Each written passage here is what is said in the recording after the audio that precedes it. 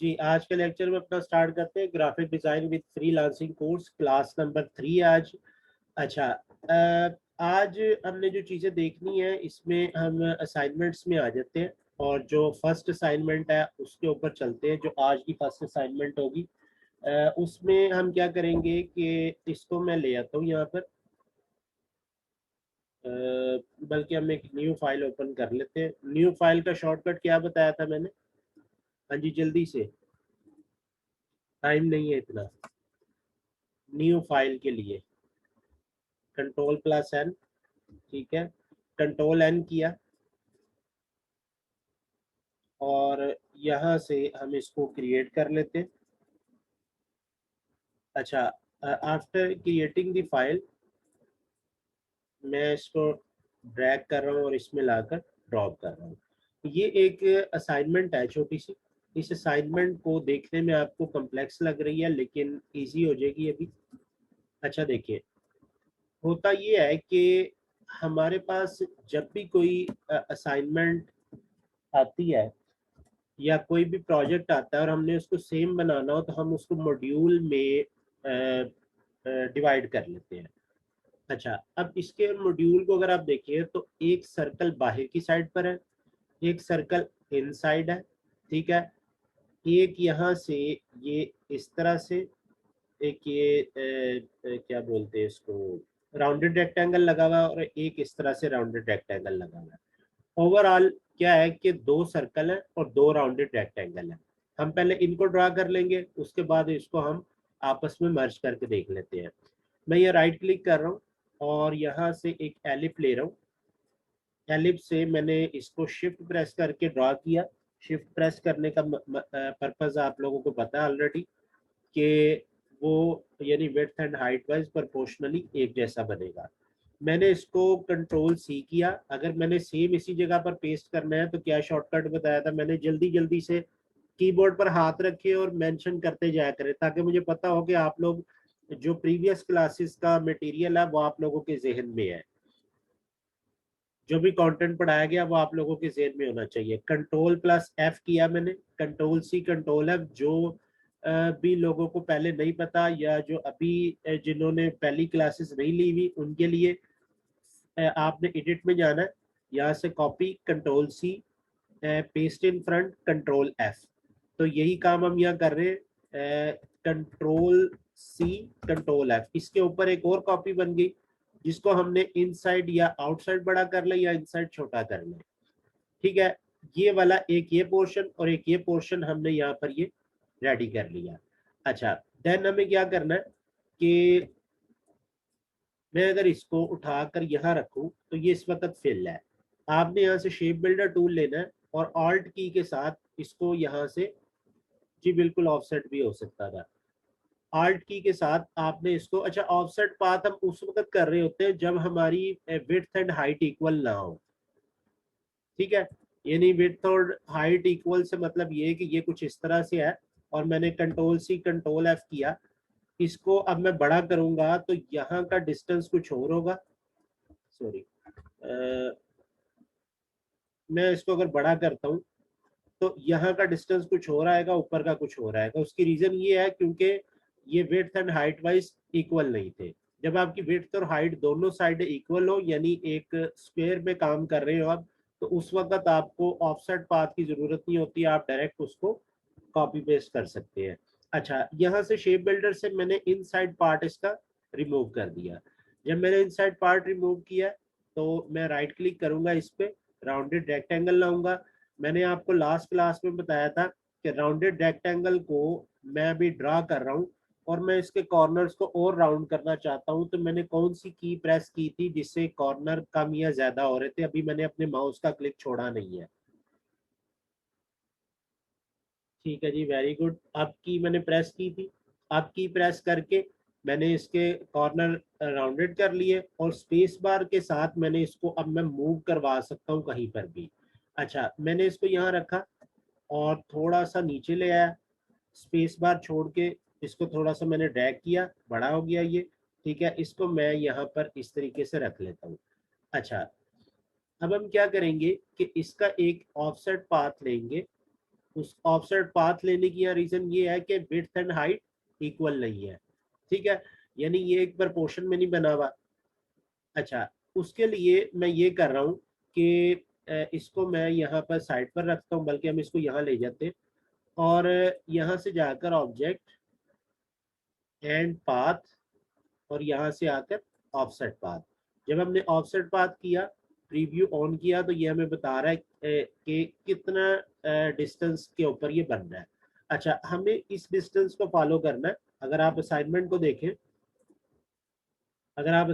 देखें, तो इसका और इसका डिस्टेंस देख लें, ये दोनों एक जैसे, यानी इन दोनों की विड्थ और इसकी विड्थ आपस में एक तरह की है।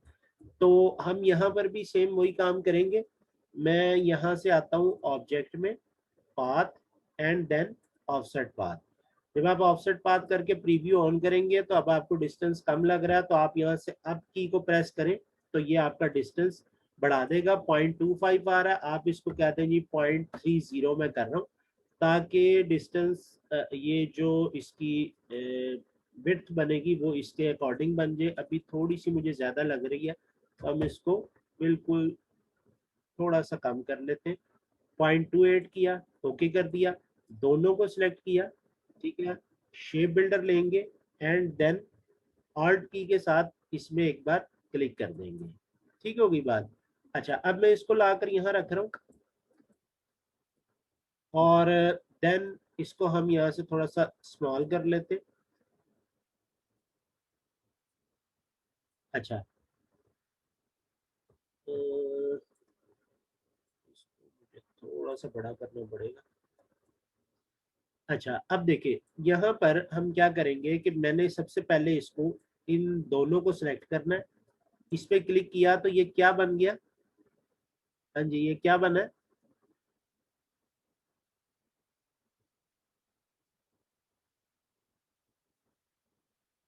नहीं पता।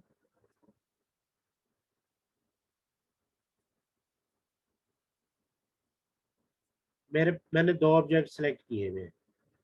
अगर जब आपकी सिलेक्शन हुई हुई हो, सिलेक्शन के बाद आप किसी और ऑब्जेक्ट को एक बार फिर क्लिक कर ले तो वो क्या बन जाता है?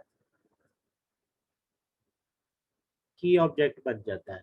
की ऑब्जेक्ट क्या होता है? जिसके अकॉर्डिंग तमाम ऑब्जेक्ट आकर सेंटर इक्वल होंगे। अब हम चाहते हैं कि ये फिक्स रहे और ये वाला ऑब्जेक्ट इसके साथ सेंटर इक्वल हो।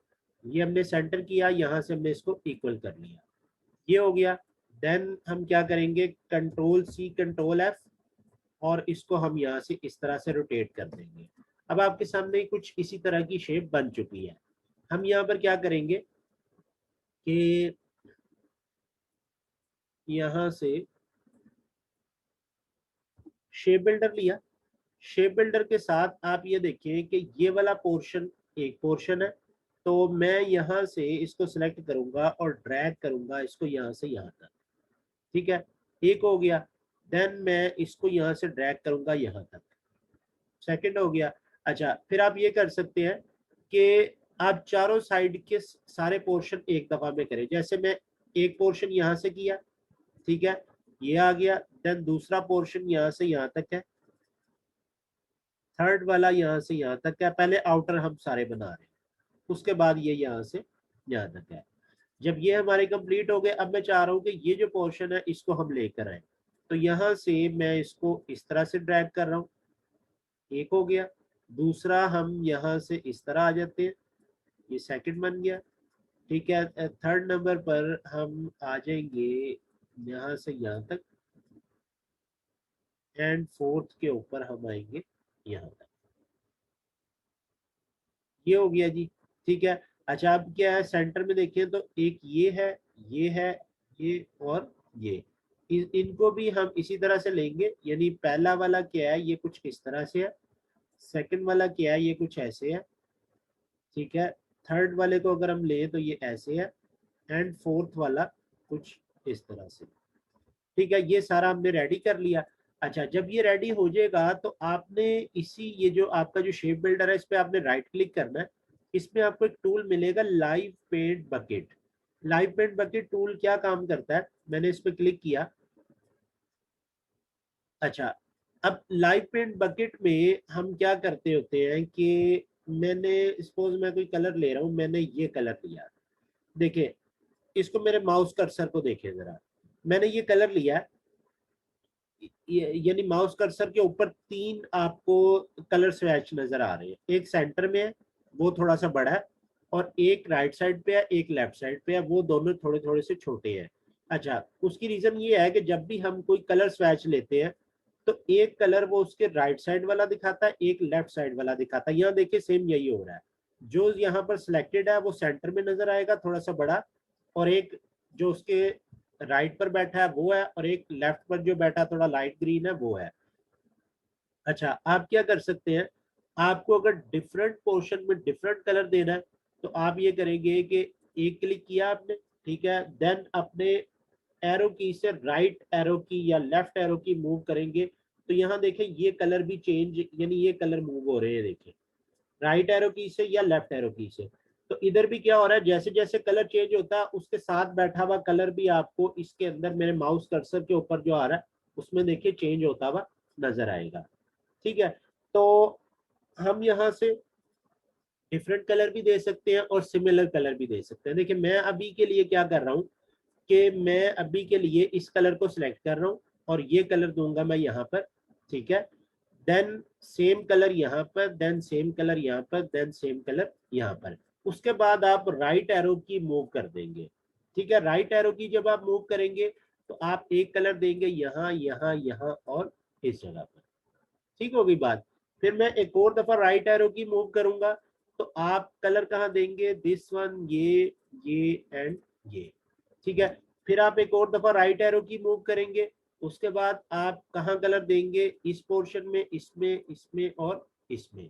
देन आप एक और बार राइट एरो की मूव करेंगे तो ये जो स्मॉल एरियाज रह गए इनमें, इनमें, इनमें और इनमें, ये आपकी पूरी असाइनमेंट रेडी हो गई। हाँ जी, ये समझ आया कि नहीं आया?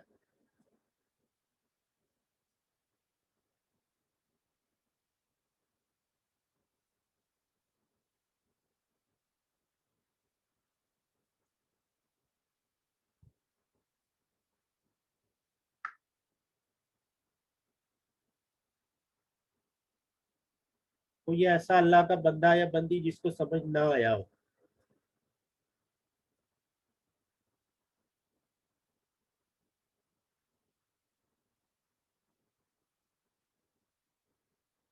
चले जी, गुड हो गया, अगर सबको समझ आ गया। नेक्स्ट असाइनमेंट पर चले अब।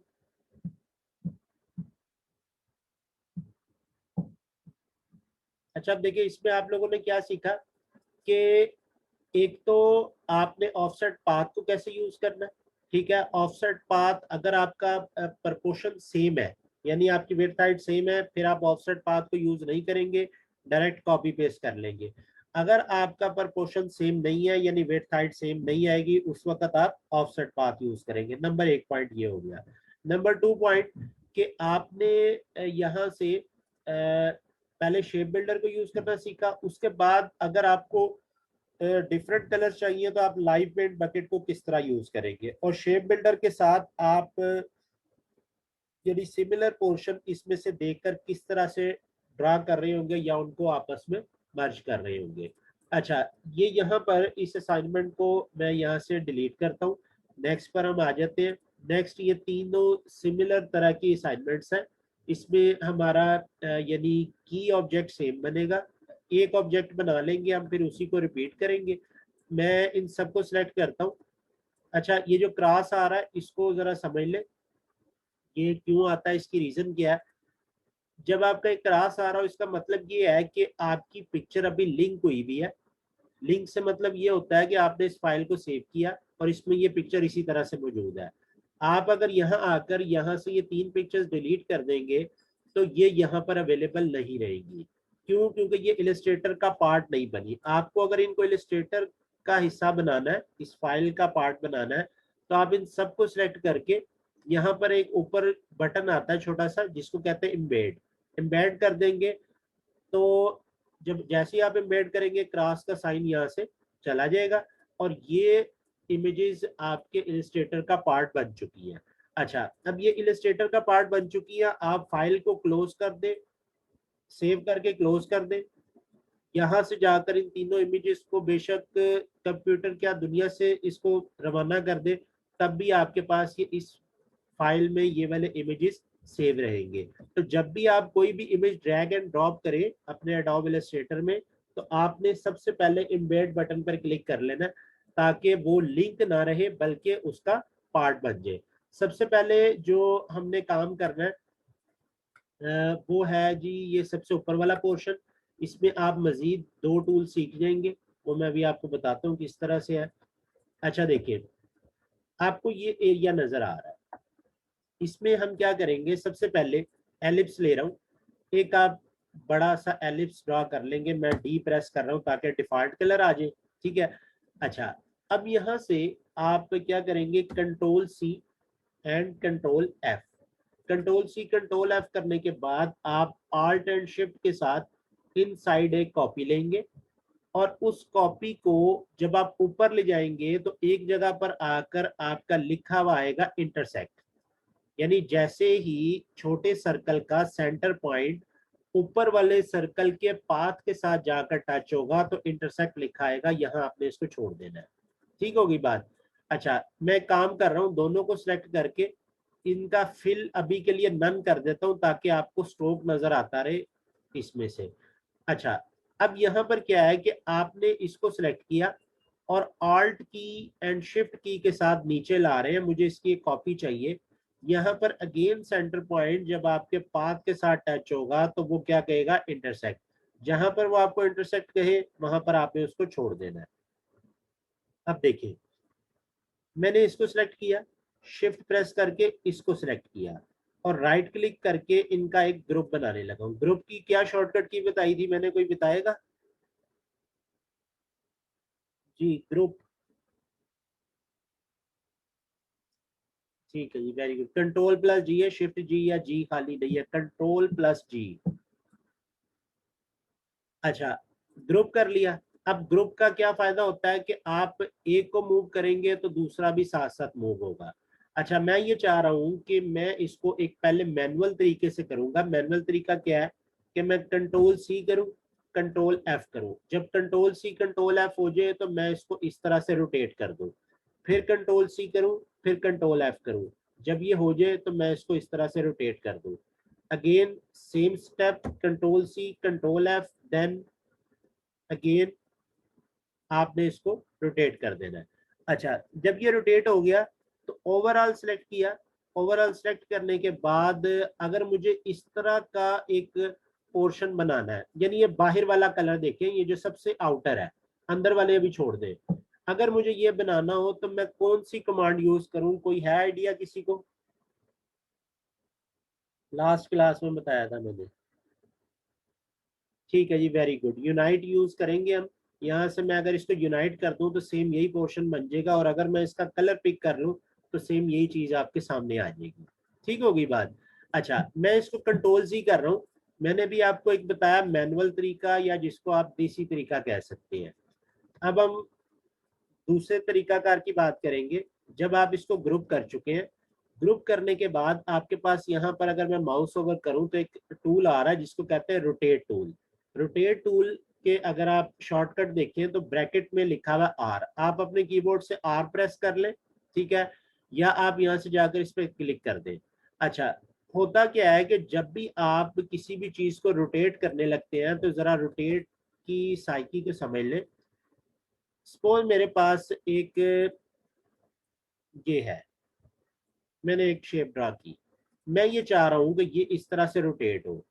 जब आप रोटेट लेते हैं तो एक पेविट पॉइंट आता है, पेविट पॉइंट यानी एक सेंटर पॉइंट आता है। उस सेंटर पॉइंट को, यानी जैसे मैं इसको पकड़ कर ऐसे कर रहा हूं ना, तो ये सेंटर पॉइंट के गिर्द क्या होगा, रोटेट हो रहा होगा।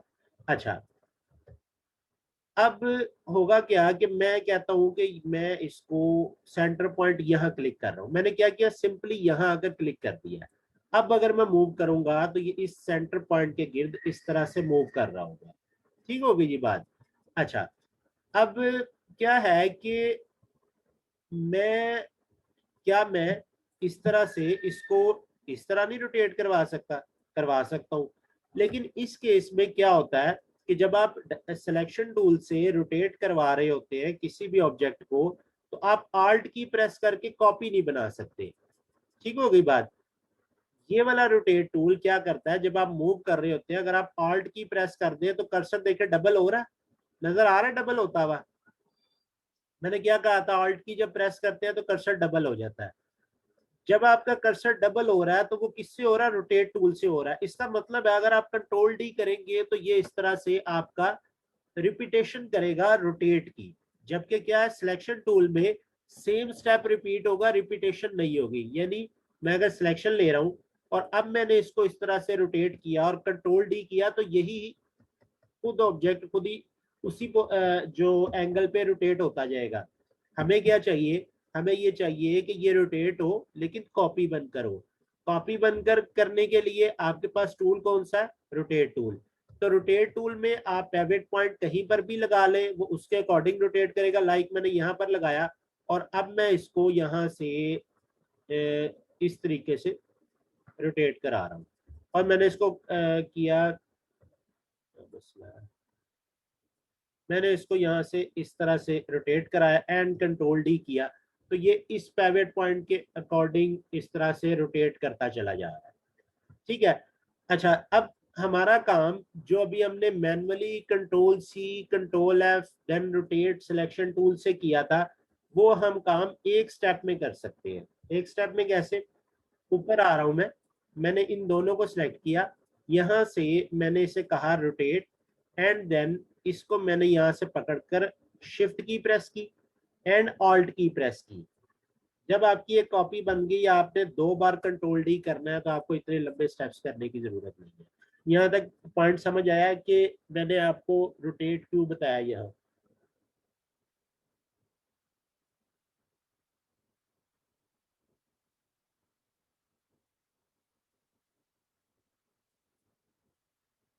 अच्छा, अब देखिए, काम हमने करना सेम वही था, वो हम मैनुअली कर लेते या आपको एक टूल सिखा कर मैं कर देता। और टूल में यानी जो रिक्वायरमेंट होती है ना, जब मैं उसके अकॉर्डिंग एक प्रॉब्लम क्रिएट करके और उसके अकॉर्डिंग टूल बताऊंगा ना, तो वो आपको ज्यादा बेहतर समझ आएगा, बजाय कि मैं आपको टूल पढ़ाता जाऊं कि ये टूल ये काम करता है, ये टूल ये काम करता है, तो उस तरह लर्निंग आपका प्रोसेस अच्छा नहीं रहेगा। मैंने इस सब को, देखिए मैंने इन सब को अलहदा से एक कॉपी बना ली, क्यों, क्योंकि मुझे तमाम का जो मेन जो ऑब्जेक्ट है वो यही है, इन तीनों को बनाने का। अच्छा, अब मैं यहाँ पर ये करूंगा, मैंने इसको किया यूनाइट, यूनाइट कर दिया, मुझे अंदर की साइड पर कॉपीज चाहिए। ठीक है, तो क्या स्टेप होगा, कोई बताएगा। देखिए 1 2 3 4, 4 कॉपीज अंदर बनी हुई है, क्या करूं मैं।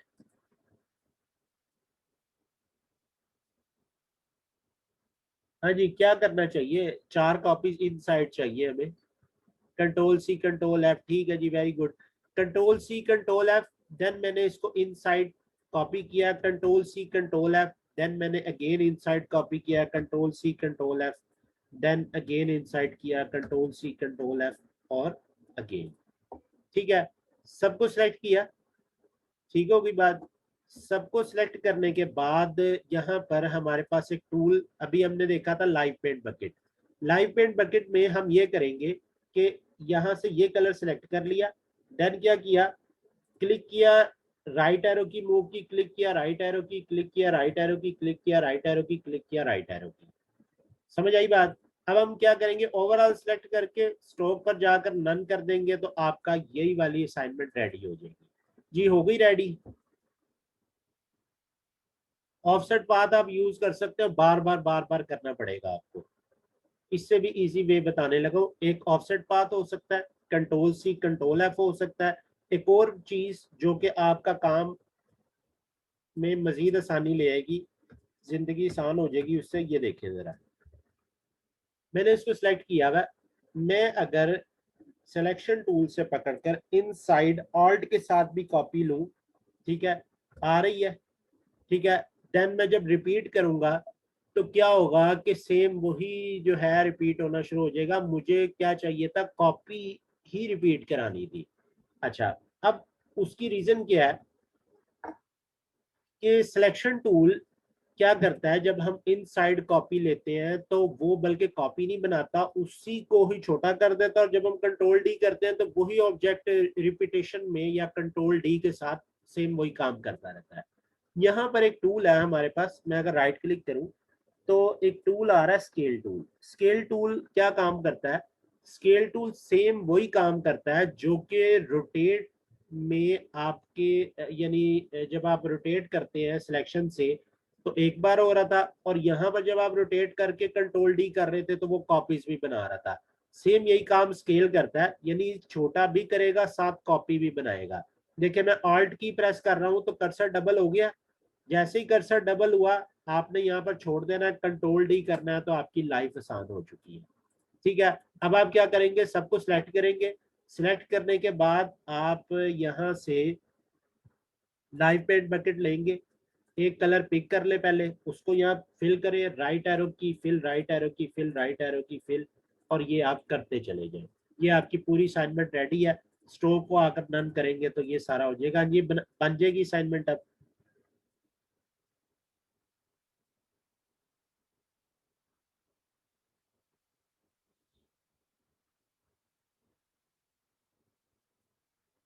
यानी अभी हमने पहले एक थोड़ा सा लेंथी प्रोसेस देखा, काम उस तरह भी हो जाएगा। ठीक है, लेकिन हमें क्या करना है कि टाइम बचाना है, टाइम बचाना है साथ एक्यूरेट काम भी करना है। तो उससे बेहतर टूल जो हमें अवेलेबल हो सकता है उसको हम यूज करेंगे और अपनी असाइनमेंट को कंप्लीट कर लेंगे। मैं इसको कंट्रोल जी कर रहा हूँ। ठीक है, हम इसको लेकर आ रहे हैं किस स्टेप के ऊपर, इस स्टेप पर। अब हमें क्या करना है कि ये चाहिए, इसके लिए हम ये करेंगे कि ये जितने भी स्मॉल सर्कल्स है ना, इन तमाम स्मॉल सर्कल्स को एक बार यूनाइट कर रहा हूँ मैं। ठीक होगी बात। यूनाइट करने से क्या हुआ कि एक पोर्शन, सॉरी ये नहीं हुआ बीच में, अच्छा इजाफी है, ठीक है। हम इसको यहाँ से डिलीट कर देते हैं और दोबारा उसको कंट्रोल एफ कर देते हैं। अच्छा देखिए, अब एक ये हमारे पास ऑब्जेक्ट बन चुका है कंबाइन, और एक ये सर्कल, बड़ा सर्कल है। एक छोटे सर्कल का एक यूनाइट बना दिया हमने, और एक ये है। अच्छा अब मैं एक काम कर रहा हूँ, मैं सबसे पहले ये कर रहा हूँ कि object path and then offset path. जब मैंने ऑफसेट पाथ किया तो मैं जब प्रीव्यू लूंगा तो ये सर्कल आउटर जा रहे हैं, यानी बाहर की साइड पर इनकी कॉपी बन रही है। मैं ये चाह रहा हूँ कि इनसाइड बने, तो मैं क्या करूंगा इसके अंदर, हाँ जी मैंने कल बताया था इसको, सॉरी लास्ट क्लास में बताया था, माइनस ऐड कर देंगे। जैसे ही मैंने माइनस ऐड किया तो इनसाइड कॉपी बनी। अब इनसाइड कॉपी स्मॉल बन रही है, तो मैं यहाँ से 8 हटाकर अगर मैं ये लगाऊं तो मेरा ख्याल ठीक हो गया, या थोड़ा सा भी और कम करना, 1 7 कर देते हैं, I think it's much better. मैंने इसको ओके कर दिया। अच्छा ये जब मैंने ओके किया तो ये वाले जो छोटे सर्कल है मैंने इनका एक यूनाइट बनाया, और इसको यहाँ से मैंने कंट्रोल एक्स कर लिया। ठीक होगी बात। जब मैंने कंट्रोल एक्स करके इन सबको सिलेक्ट किया और इसको मैंने माइनस फ्रंट कर दिया तो ये पोर्शन आया मेरे पास। और मैंने क्या करना है, कंट्रोल एफ कर देना, वो स्मॉल वाले वापस आ जाएंगे। जब स्मॉल वाले वापस आ जाए तो आपने इसको सिलेक्ट करना है, स्केल टूल लेना है, और आल्ट एंड शिफ्ट के साथ इनसाइड कॉपी बनानी है, then control D, control D, control D. हाँ जी कलर कर लेंगे, अब बन गया वही चीज, या कलर भी करके दिखाऊं?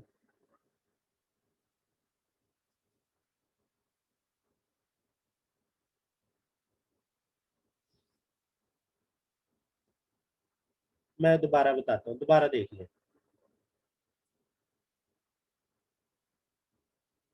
मैंने ये कहा था कि ऑफसेट पाथ तक तो समझ आ गया ना, क्या नाम है, मलिक शौकत? ऑफसेट पाथ तक समझ आ गया था। अब जब ऑफसेट पाथ बन चुका है ना, तो हमने क्या करना है कि इन साइड जो सर्कल्स हैं, स्मॉल वाले सर्कल्स, ये वाले, इन स्मॉल सर्कल को यहाँ से एडिट में जाकर यहाँ से मैंने कट कर दिया। कट करने से वक्ती तौर पर ये यहाँ से गायब हो गए। अब वो कट में पड़ा हुआ है, मैंने इन सबको सिलेक्ट किया, माइनस फ्रंट कर दिया। बड़े वाले सर्कल ने इनको माइनस फ्रंट किया, और छोटे वाले सर्कल जो मैंने ऑफसेट पाथ से लिए थे उनको मैंने कट किया गया, उनको अगेन पेस्ट इन फ्रंट कर दिया ताकि वो सेम जगह पर पेस्ट हो जाए। और उसके बाद स्केल टूल के साथ आपने इसको सिलेक्ट करना है और इसकी रिपीटेशन इनसाइड करके कंट्रोल डी कर देना। हाँ जी, क्लियर।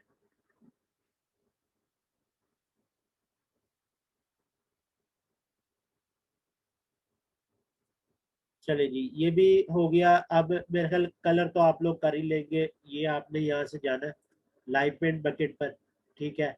और किधर गया, ये कलर लिया और देन आप क्लिक किया ये, देन राइट एरो की या लेफ्ट एरो की से कलर मूव करते जाए और बाकी कलर आपने करते जाने। इस तरीके से ये आपके कलर्स हो जाएंगे। बाहर वाले में आप ऑल्ट के साथ ये कॉपी करें और क्लिक क्लिक क्लिक क्लिक, ये हो गए सबको। ओवरऑल आपका सिलेक्टेड आइए, स्ट्रोक पर जाए, स्ट्रोक डन कर दे, ये आपका सेम वही सब कुछ। अच्छा, अब आ जाता है ये, इसको जरा समझ लें थोड़ा सा। आपको मे भी इसमें कंफ्यूजन हो, मैं इसको जरा, ये जो मैंने अलग रखा था इसकी मैं कॉपी ला रहा हूँ यहाँ पर। अच्छा देखिए, अब करना क्या है हमने, ये जो ये वाले सर्कल्स है स्मॉल वाले, इन सबको सिलेक्ट किया और इनका एक यूनाइट बना दिया, ठीक है। जब यूनाइट बन चुका है, यूनाइट बन चुका है, इसको जो इजाफी है इसको मैं डिलीट कर रहा हूँ, कंट्रोल एफ। अच्छा, जब यूनाइट बन चुका है ना हमारे पास, हम क्या करेंगे, इन सबको सिलेक्ट करेंगे और सिलेक्ट करने के बाद आप यहाँ से इसको कह देंगे डिवाइड कर दें। जब आप डिवाइड करने के बाद, अच्छा जो पाथ फाइंडर वाले नीचे वाले जो मैंने ऑप्शन बताए थे, जब आप इनको इम्प्लीमेंट कर ले तो क्या करना जरूरी होता है, मैंने लास्ट क्लास में बताया था आपको। जी,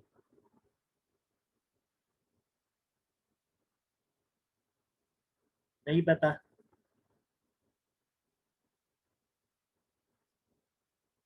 मैंने ये बताया था जब आप पाथ फाइंडर में से नीचे वाले ऑप्शन यूज करेंगे तो ग्रुप नहीं करना, अनग्रुप करना जरूरी होता है। अनग्रुप किया, ठीक है। जब ये अनग्रुप हो चुके हैं तो आपने ये जो बाहर वाले पोर्शंस हैं इन सबको सिलेक्ट करके आपने वन बाय वन सिलेक्शन में ले आना शिफ्ट के साथ और डिलीट कर देना। जब ये डिलीट हो जाए आपके पास, तो एक स्टेप मैं यहाँ पर करना भूल गया हूँ, चले मैं इसको डिलीट करता हूँ। ये आपके पास आ चुके हैं और आपने यहाँ से एलिप्स लेना है। एलिप्स को आप इनके सेंटर में रख देंगे इस तरीके से, ठीक है जी। अच्छा, अब जब एलिप्स आपका सेंटर में आ चुका है, ठीक है, इन सबको आपने सिलेक्ट किया, शिफ्ट प्रेस करके अगर बड़े वाले एलिप्स पे क्लिक कर देंगे वो डीसेलेक्ट हो जाएगा। इनका आप एक यूनाइट बना लें और इसको अब दोबारा सेलेक्ट किया, एक बार फिर इसको क्लिक किया तो ये की ऑब्जेक्ट बन गया। देन आप सेंटर करेंगे एंड इक्वल कर लेंगे और उसके बाद यहाँ से आई ड्रॉपर एक टूल है, आपने इस पर क्लिक करना है और यहाँ आकर कलर पिक कर लेना है, ठीक है जी। जब ये कलर पिक हो जाए, इसी तरह स्ट्रोक पर आना है। स्ट्रोक आपका यहाँ से ये ऊपर होना चाहिए। देखिए, अगर आपका स्ट्रोक ऊपर है और मैं दोबारा सेम यही कलर लेना चाह रहा हूँ तो ये कलर फिल में आ जाएगा।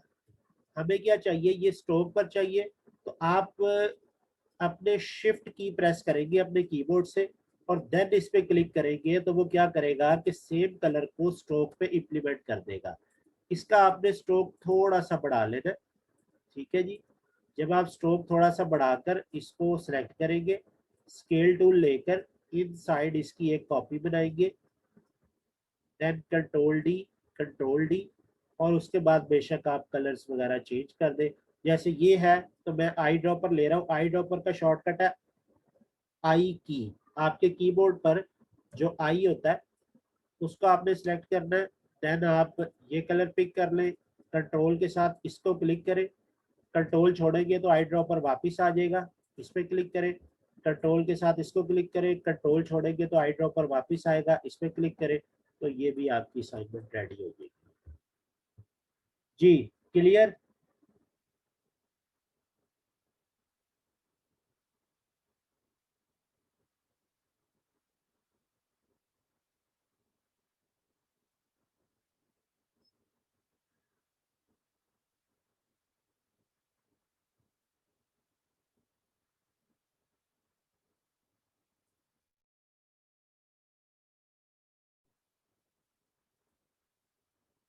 चले जी, यहाँ तक हम ये जो थोड़ा सा रोटेट, स्केल और आई ड्रॉपर से रिलेटेड कुछ काम था, इसको हम समझ चुके हैं।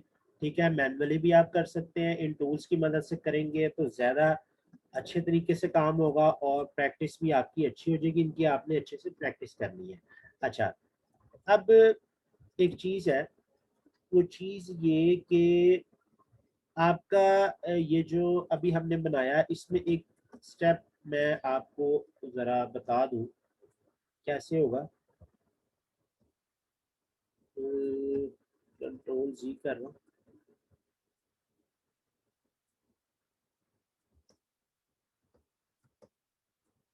अच्छा, थोड़ी सी इसमें ना एक टेक्निकल चीज़ है, उसको आप ज़रा समझ लें। मैं इसको कंट्रोल शिफ्ट जी कर रहा हूँ। मैंने सबको सेलेक्ट किया, एक मैं ये सर्कल छोड़ दूंगा, ये वाला, और एक ये बड़ा सर्कल छोड़ दूंगा, बाकी के डिलीट कर दूंगा। ठीक है जी। अच्छा, अब ये क्या है कि इसको मैं यहाँ लाकर इसको मैं यहाँ लाकर इंटरसेक्ट करवा चुका हूँ, यानी ये क्या है कि ये यहाँ पर आकर ये इंटरसेक्ट हो चुका है। उसके बाद मैंने आपसे कहा था कि हम नीचे कॉपी लेंगे और यहाँ पर भी इंटरसेक्ट होगा, ग्रुप करके रोटेट कर देंगे। अच्छा, एक चीज है, जब आप रोटेट टूल लेते हैं तो रोटेट टूल में मैंने आपको बताया था पेवेट पॉइंट यहाँ सेंटर में आता है बाय डिफॉल्ट किसी भी ऑब्जेक्ट के। आप ये चाह रहे हैं कि ये जो पेवेट पॉइंट है ये मैं इस बड़े सर्कल के सेंटर में लगाऊं। ठीक है, आप जब यहाँ पर आएंगे, ये आपको यहाँ पर छोटा सा सेंटर लिखा आ जाएगा। अच्छा, इस सेंटर के ऊपर आपने अपने कीबोर्ड से ऑल्ट की प्रेस करके एक बार क्लिक करना है। जैसे आप ऑल्ट की प्रेस करके क्लिक करेंगे तो आपके पास एक ये रोटेट का मेन्यू आएगा। अच्छा, अब उसमें क्या था कि कितने सर्कल्स आ रहे थे, अगर हम उसको ग्रुप करके रोटेट कर रहे थे, यानी क्या हो रहा था, एक दो, एक ग्रुप बना, उसके बाद तीन चार, सॉरी, एक दो तीन चार, टोटल 8 सर्कल्स थे। अच्छा, आपका जो एक सर्कल होता है उसमें कितने डिग्रीज होते हैं? हाँ जी, कोई बताएगा?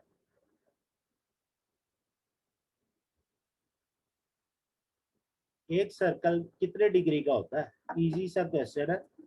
360। मैं यहाँ से कैलकुलेटर ऑन कर रहा हूँ।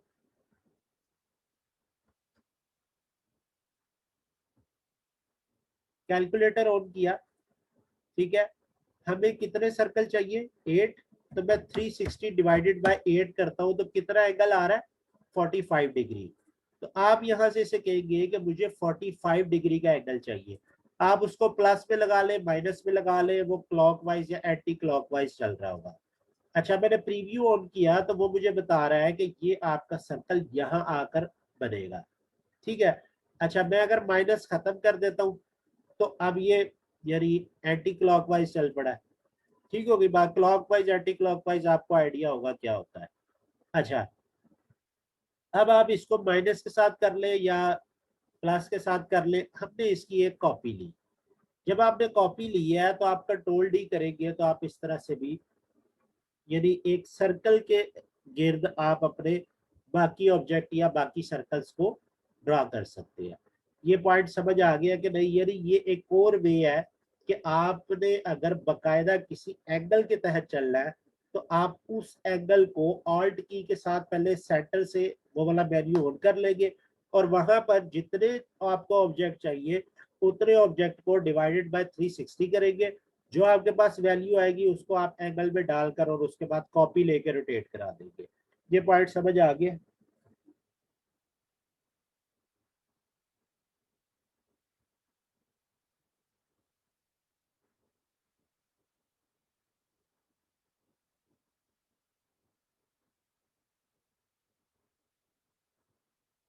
चलिए, गुड हो गया अगर समझ आ चुका है तो।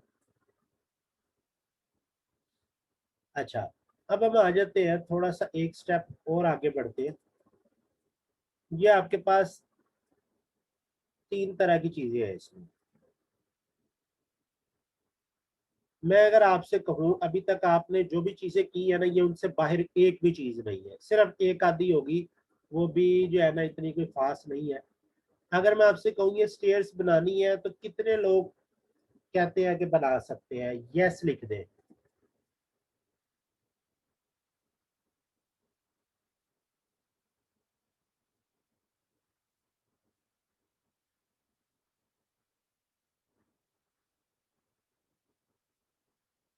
और अगर मैं कहूँ ये लॉक बनाना है तो कितने लोग यस लिखते हैं?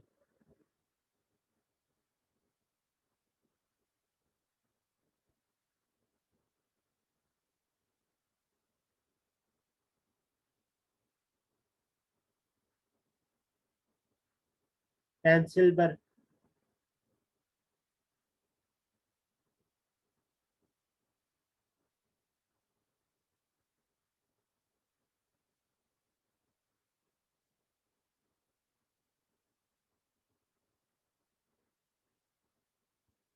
लॉक की सेंटर शेप नहीं होनी, ये कह रही है?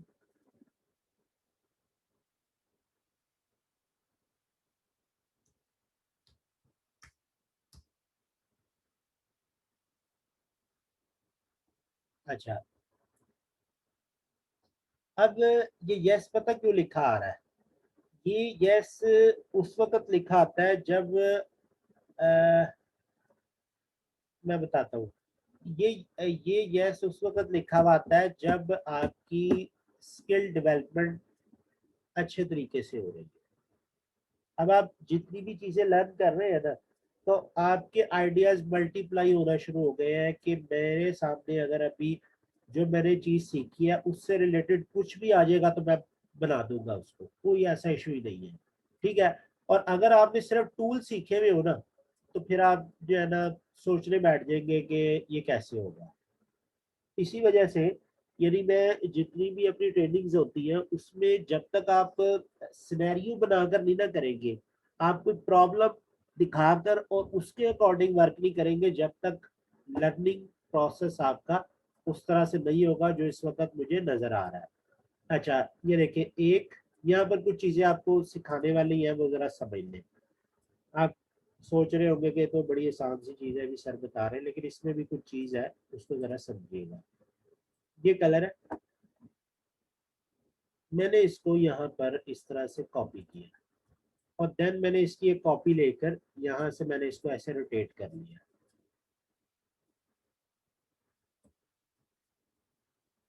अच्छा, इसको हम यहाँ पर लाते, यहाँ पर मैं इसे कह रहा हूँ कि कंट्रोल डी, ये हो गया। अब मुझे ये बताएं कि मैंने इनको, इन तमाम शेप्स को एक शेप बनाना है, तो शेप बिल्डर यूज करूँ कि कुछ और यूज करूँ?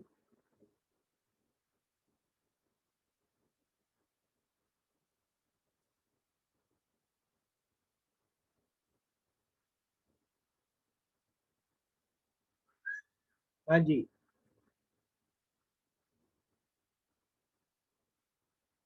Shape mode. अच्छा, ये कराने का, ये प्रैक्टिस कराने का पर्पस ये है कि ताकि आपको यानी डिफरेंट स्टेप्स के ऊपर,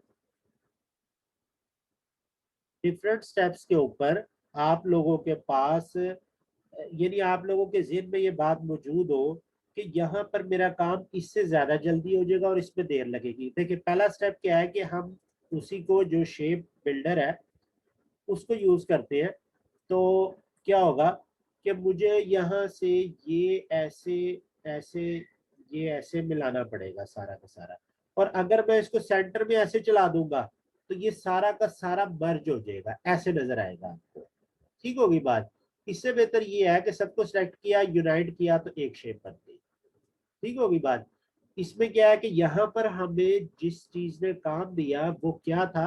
वो था आपका शेप बोर्ड। अच्छा, स्टेयर वाला काम हमने यहाँ कर लिया। अच्छा, अब लॉक की बात करें तो लॉक को सबसे पहले तो हमने ये पोर्शन बनाया, उसके बाद इसको यहाँ से राउंडेड रेक्टेंगल कर दिया। ठीक है, थोड़ा सा ये ऐसे है। अच्छा, उसके बाद आई ड्रॉपर के साथ ये कलर पिक कर लिया, कलर पिक हो गया। ठीक है, देन ये जो ऊपर वाली शेप है, तो इसके लिए हम क्या करेंगे, यहाँ से राउंडेड रेक्टेंगल लेंगे और राउंडेड रेक्टेंगल को जब आप अप साइड पर मूव किया तो ये आ चुका है आपके पास।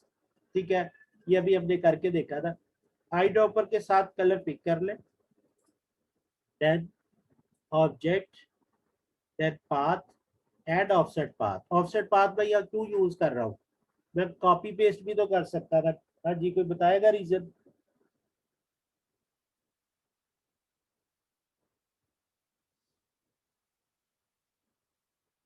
Y am I using offset path, width and height same नहीं है, वेरी गुड। अच्छा, यहाँ से हमने कॉपी किया, प्रीव्यू ऑन किया, माइनस पहले लगा हुआ उसको। अब इसका जितना पोर्शन है अभी इसका इतना नहीं बना, तो मुझे यहाँ से क्या करना है, इसको थोड़ा सा बढ़ा देना, 0.25 कर रहा हूँ और ओके कर देंगे। अच्छा, अब यहाँ पर दोनों को सिलेक्ट किया, यहाँ से मैंने माइनस फ्रंट कर दिया। माइनस फ्रंट करने के बाद आप क्या करेंगे, कंट्रोल सी कंट्रोल एफ, इसी की कॉपी ले ले और देन थोड़ा सा बढ़ाकर इसको इसके साथ पकड़कर again minus, sorry, minus back कर देते हैं। चले, माइनस बैक किया और इसको हमने यहाँ रखा और इसको कंट्रोल शिफ्ट पेज अप कर दिया। कंट्रोल शिफ्ट पेज अप आपको पता है स्टैकिंग ऑर्डर हाई या फिर लो हो जाता है उससे। अच्छा, अब ये जो पोर्शन है ना, इस पोर्शन को जरा समझ ले, ये क्या चीज है। यहाँ से मैं राइट क्लिक कर रहा हूँ, पहले तो आपको ऊपर तो सर्कल बना हुआ नजर आ ही रहा है, ये मैंने सर्कल बना दिया यहाँ। ठीक है, आई ड्रॉपर लिया, इसको कलर को पिक कर लिया।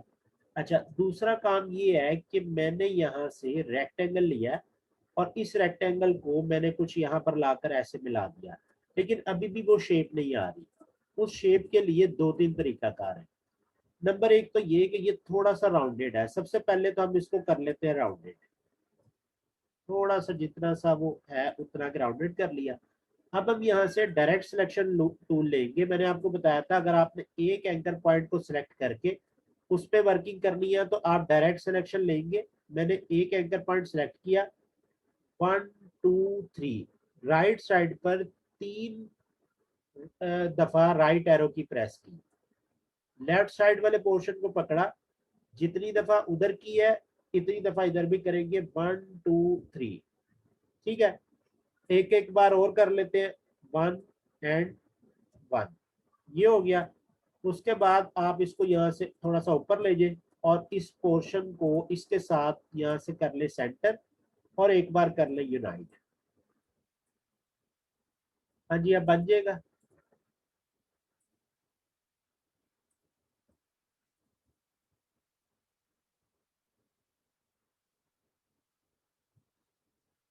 अच्छा, इससे भी एक और बेहतर तरीका क्या था कि हमने यहाँ पर भी देसी काम किया, 1 बाय 1 एक और चीज देख लें। आपने डायरेक्ट सिलेक्शन टूल लेना, नीचे वाले दोनों एंकर पॉइंट्स को सिलेक्ट कर लेना और यहाँ से स्केल टूल लेकर और इस एंकर पॉइंट को पकड़कर शिफ्ट के साथ इधर यानी एक साइड पर मूव करेंगे तो दोनों मूव हो रहे होंगे। ठीक है, जितना मर्जी करके छोड़ दे और उसके बाद दोनों को पकड़ के यूनाइट कर ले। ये पॉइंट समझ आया सबको।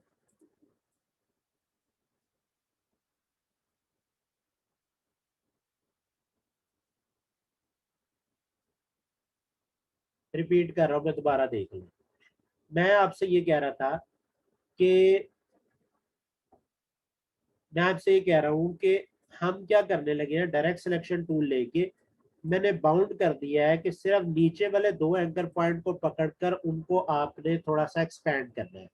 ऊपर वाले सिलेक्टेड नहीं है, लिहाजा ऊपर वाले पे इफेक्ट ही कोई नहीं आने लगा।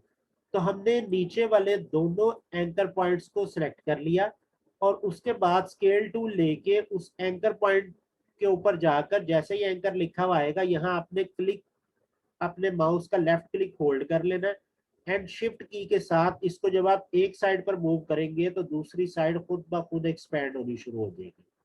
जब ये हो जाए तो आपने यहाँ से नीचे वाले दोनों एंकर पॉइंट पकड़कर इस तरह से इनको राउंडेड कर देना है। राउंडेड करने के बाद आप इसको पकड़कर बेशक ऊपर ले जाए, सेंटर कर ले, जैसे भी आपने करना है। सेंटर करने के बाद एक बार यूनाइट कर ले और यूनाइट करने के बाद आप इसको लाकर यहाँ सेंटर में रख दें। जी, अब क्लियर है।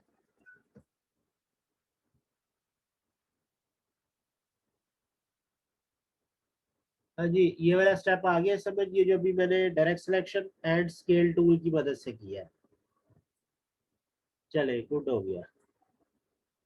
मैं इसको यहाँ पर साइड पर रख रहा हूँ। पेंसिल बनाना कोई बड़ी बात नहीं है। उसके लिए आप एक पोर्शन बनाया, ठीक है, थोड़ा सा मैं इसको कम कर रहा हूँ।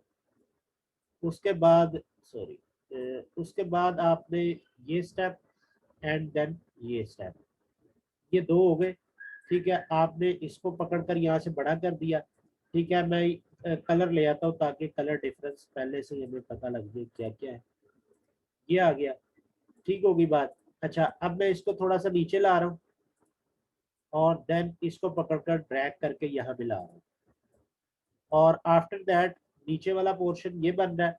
उसके लिए हम क्या करेंगे, सबसे पहले तो डायरेक्ट सिलेक्शन टूल लिया, ऊपर वाले दोनों एंकर पॉइंट को सिलेक्ट करके सिर्फ ऊपर वाले दो कॉर्नर्स को राउंडेड किया। एक बात हो गई। दूसरा काम हमने ये करना है कि नीचे हम सेम इसको रिपीट कर रहे हैं, और यहाँ लाकर मैं इसको यहाँ वापस मिलाता हूँ। सॉरी, किधर है, यहाँ पर मैंने इसको यहाँ लाकर मिलाया, और नीचे वाले पोर्शन को मैंने कुछ इस तरह से कर दिया, आई ड्रॉपर लेकर ये कलर पिक कर लिया। ठीक हो गई जी बात। और देन हमें क्या करना है, यहाँ पर एक एंकर पॉइंट ऐड करना है। एंकर पॉइंट कैसे ऐड होता है इसको जरा समझ लें। एंकर पॉइंट ऐड करने के लिए आपको यहाँ पर एक टूल है, पेन टूल। पेन टूल में आप अगर किसी भी पाथ पर जाकर क्लिक करेंगे तो एंकर पॉइंट ऐड हो जाएगा, जैसे एक इधर किया और एक इधर किया। ठीक है, एक एंकर पॉइंट में ऐड कर रहा हूँ यहाँ पर सेंटर में। अच्छा, जब आप एंकर पॉइंट ऐड कर ले, यानी आप सिंगल पाथ पर क्लिक करेंगे तो एंकर पॉइंट ऐड होगा, और अगर आप किसी एंकर पॉइंट पर क्लिक करेंगे तो एंकर पॉइंट वहां से डिलीट हो जाएगा, लाइक दिस। ठीक है जी। जब आपका एंकर पॉइंट डिलीट हो जाए तो आपने क्या करना है, सिंपली एक तो ये काम कर रहा हूँ कि यहाँ से इन दोनों को थोड़ा सा राउंडेड कर रहा हूँ ताकि कुछ इस तरह की शेप बन जाए। अच्छा, दूसरा काम आपने ये करना है कि ये आपका सिलेक्टेड है नीचे वाला पोर्शन। यहाँ पर एक टूल है जिसको हम कहते हैं नाइफ टूल। नाइफ टूल लेना है और यहाँ से पकड़कर आपने कुछ इस तरह से चला देना है। जब ये इस तरह से चल जाए तो आपने यहाँ से आकर इसको सिंपली कुछ भी नहीं करना, एक बार ब्लैक एंड व्हाइट ग्रेडियंट पे क्लिक कर देना है।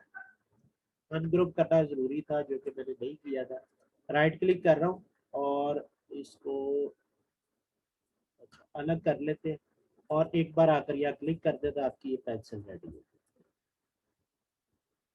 हाँ जी, समझ आ गया।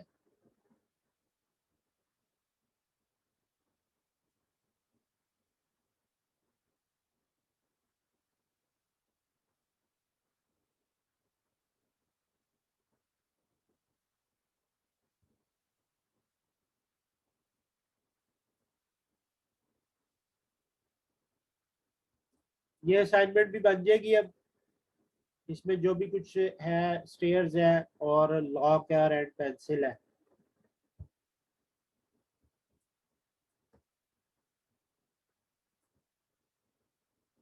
ठीक है जी। अच्छा जी, अब नेक्स्ट आ जाए। नेक्स्ट में हम क्या करेंगे कि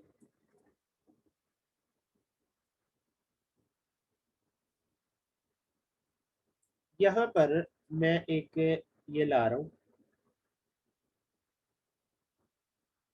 यहाँ से हम एक मोस्ट इम्पॉर्टेंट टूल एम्बेड कर रहा हूँ। मोस्ट इम्पॉर्टेंट टूल जिसको हम बोलते हैं पेन टूल। यानी अगर आप पेन टूल की बात करें तो ये समझ लें कि आपका जो पेन टूल है वो बैकबोन है आपके किसी भी ग्राफिक डिजाइन सॉफ्टवेयर की। ठीक है, वो बेशक आपका एडोब फोटोशॉप है, इलस्ट्रेटर है, कोरल ड्रा है, या आपका कोई और टूल है। तो पेन टूल के ऊपर मैंने आपको काम भी ज़्यादा देना है। ठीक है, आपको उसमें उसी तरह से मार्जिन दूंगा।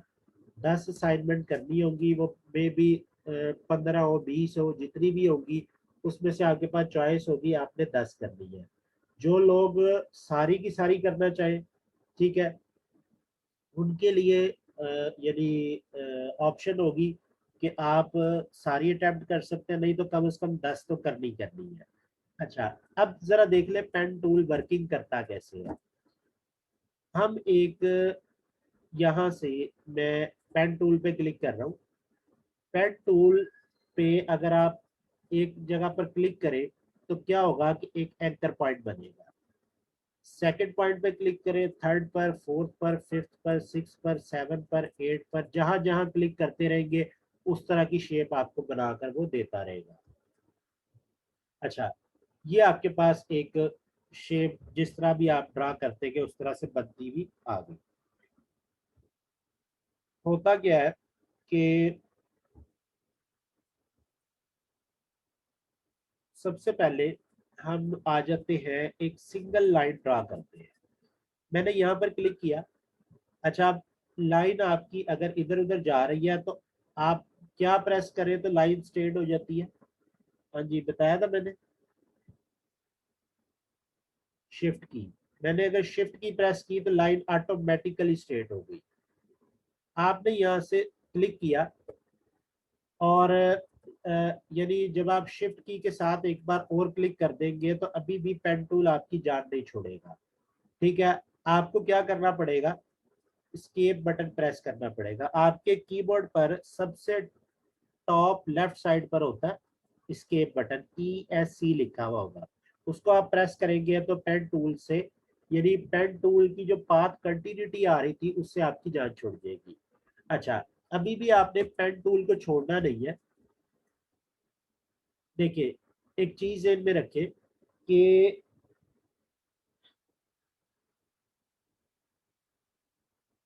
मैं यहाँ पर ना कुछ टेक्स्ट लिख रहा हूँ, इसको जरा समझ लीजिएगा। Pen tool plus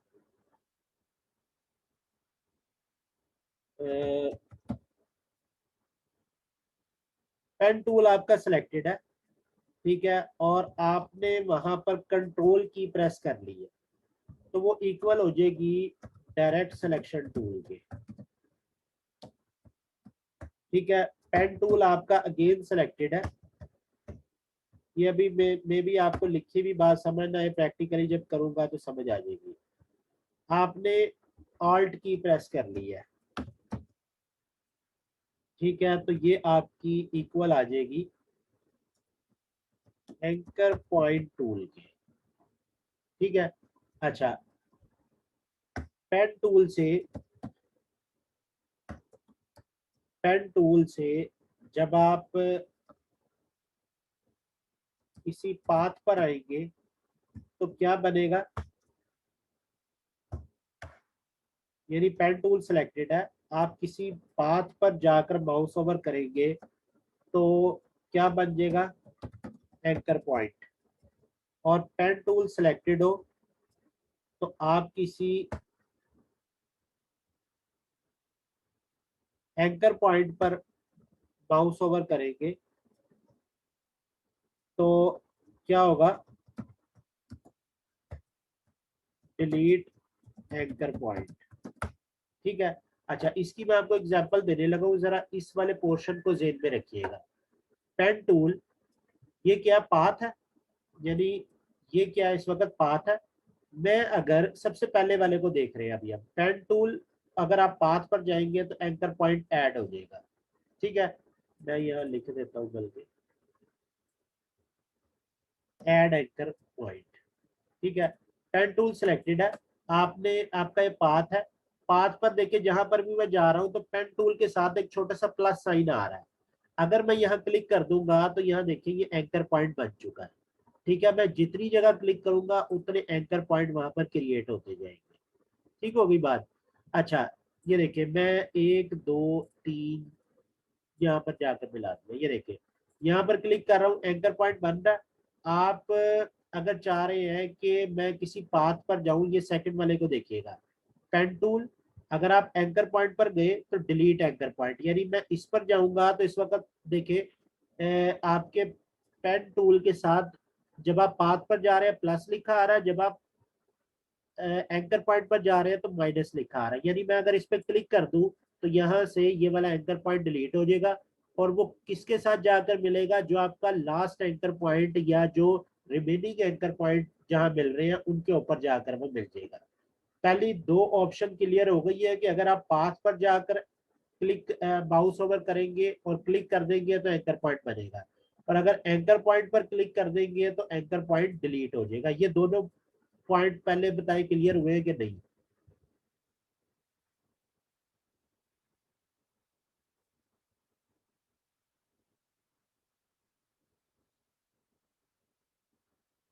second number पर ये देख ले कि अगर आपके पास पेन टूल सिलेक्टेड है, यानी ये सारे ऑप्शन अगर मैं राइट क्लिक करूँ ना इस पे, तो पेन टूल है, ऐड एंकर पॉइंट है, डिलीट एंकर पॉइंट है, एंकर पॉइंट टूल है, ठीक है। पी से पेन टूल आ जाएगा, ठीक होगी बात। उसके बाद मैंने आपको बता दिया कि अगर पाथ पे माउस ओवर करेंगे तो एंकर पॉइंट ऐड हो जाएगा, और अगर आप एंकर पॉइंट पे माउस ओवर करेंगे तो एंकर पॉइंट डिलीट हो जाएगा। अब आता है एंकर पॉइंट टूल या डायरेक्ट सिलेक्शन टूल। अच्छा देखिए, होता ये है कि जब आप पेन टूल सिलेक्टेड है, आप अपने कीबोर्ड से ऑल्ट की प्रेस करें तो कौन सा साइन आया, यहाँ देखिए, ये आपको साइन यहाँ भी नजर आएगा, ये नजर आ रहा है, ये वाला पोर्शन देखिए, इसको बोलते हैं एंकर पॉइंट टूल। यानी मैं अगर अपने कीबोर्ड से पेन टूल के होते हुए ऑल्ट की प्रेस कर लूं, आपको बार बार जाकर यहाँ से राइट क्लिक करके इसको लेने की जरूरत या इसको लेने की जरूरत नहीं है। आपके सारे काम आपके पेन टूल से ही हो जाएंगे, सिर्फ की को आपने प्रेस करना है तो वो रेलिवेंट फंक्शन आपके पास अवेलेबल हो जाएगा। अच्छा, ऑल्ट की पे जब हम जाते हैं और क्लिक करते हैं यहाँ पर किसी पाथ पर, तो हम उस स्ट्रेट पाथ को कर्व में कन्वर्ट कर लेते हैं, लाइक दिस, लाइक दिस, ठीक है। अच्छा, और जब हम इसको स्ट्रेट करना हो तो इसी, ये जो एंकर पॉइंट टूल हमारा बना हुआ है, ऑल्ट की प्रेस करने से, ये वाली ऑल्ट की प्रेस करने से अगर हम इस पे जाकर क्लिक करें तो ये स्ट्रेट हो जाएगा, ये स्ट्रेट हो जाएगा, और इस पर जाकर क्लिक करेंगे तो ये अगेन ट्राइंगल बन जाएगा। ठीक होगी बात।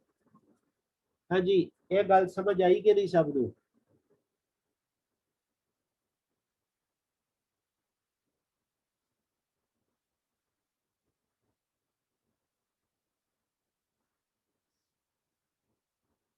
ये वो चीजें हैं जो आपकी बेस बना देंगी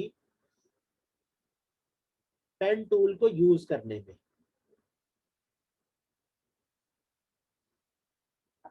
रिपीट में दोबारा कर रहा हूं, देख ले। अगर आप ऑल्ट की प्रेस करके किसी पाथ पर जाकर ड्रैग करेंगे तो वो कर्व बना देगा उसके, ये देखिए, ठीक है। अच्छा, और अगर आप, यानी पाथ पर करने से क्या हो रहा है, इसी टूल से, एंकर पॉइंट टूल से कर्व बन रहे हैं, और अगर आप एंकर पॉइंट्स पर जाकर क्लिक करेंगे तो ये वापस आपके स्ट्रेट लाइंस बनती जाएंगी जैसे कि पहले मौजूद थी। छोटा सा कॉन्सेप्ट है, मेरे ख्याल आप समझ आ गया होगा।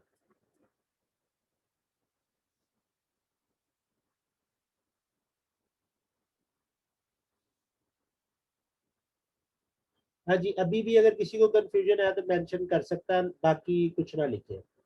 किसी को कंफ्यूजन है? अच्छा, देखिए, अब नेक्स्ट देखिए, जब हम आल्ट के साथ जब भी ड्रैग करते हैं, ड्रैग करने से हमारे पास दो हैंडलर्स आते हैं। यानी मैं अगर इस पे माउस ओवर करूं तो हैंडल लिखा आ रहा है, इस पे माउस ओवर करूं तो हैंडल लिखा आ रहा है, ठीक है। अच्छा, यहाँ पर भी हम इनको थोड़ा थोड़ा सा कर लेते हैं, ये हो गया। हर एक के साथ क्या होता है कि यानी जिस भी हम पकड़कर कर्व करेंगे उसको, यानी उसको आप स्ट्रेट लाइन से कर्व में चेंज करेंगे, तो हर एक के ऊपर दो हैंडलर्स आएंगे। एक उसका स्टार्टिंग एंकर पॉइंट और एक एंडिंग एंकर पॉइंट का हैंडलर होगा। अच्छा, अब क्या होता है कि आप अगर यहाँ से अपने कीबोर्ड से पेन टूल के होते हुए कंट्रोल की प्रेस कर लें तो कौन से टूल आया आपके पास? हाँ जी, कोई टूल आ रहा है? कंट्रोल की प्रेस की हुई है मैंने, कंट्रोल की प्रेस कर रहा हूं तो टूल चेंज हो रहा है।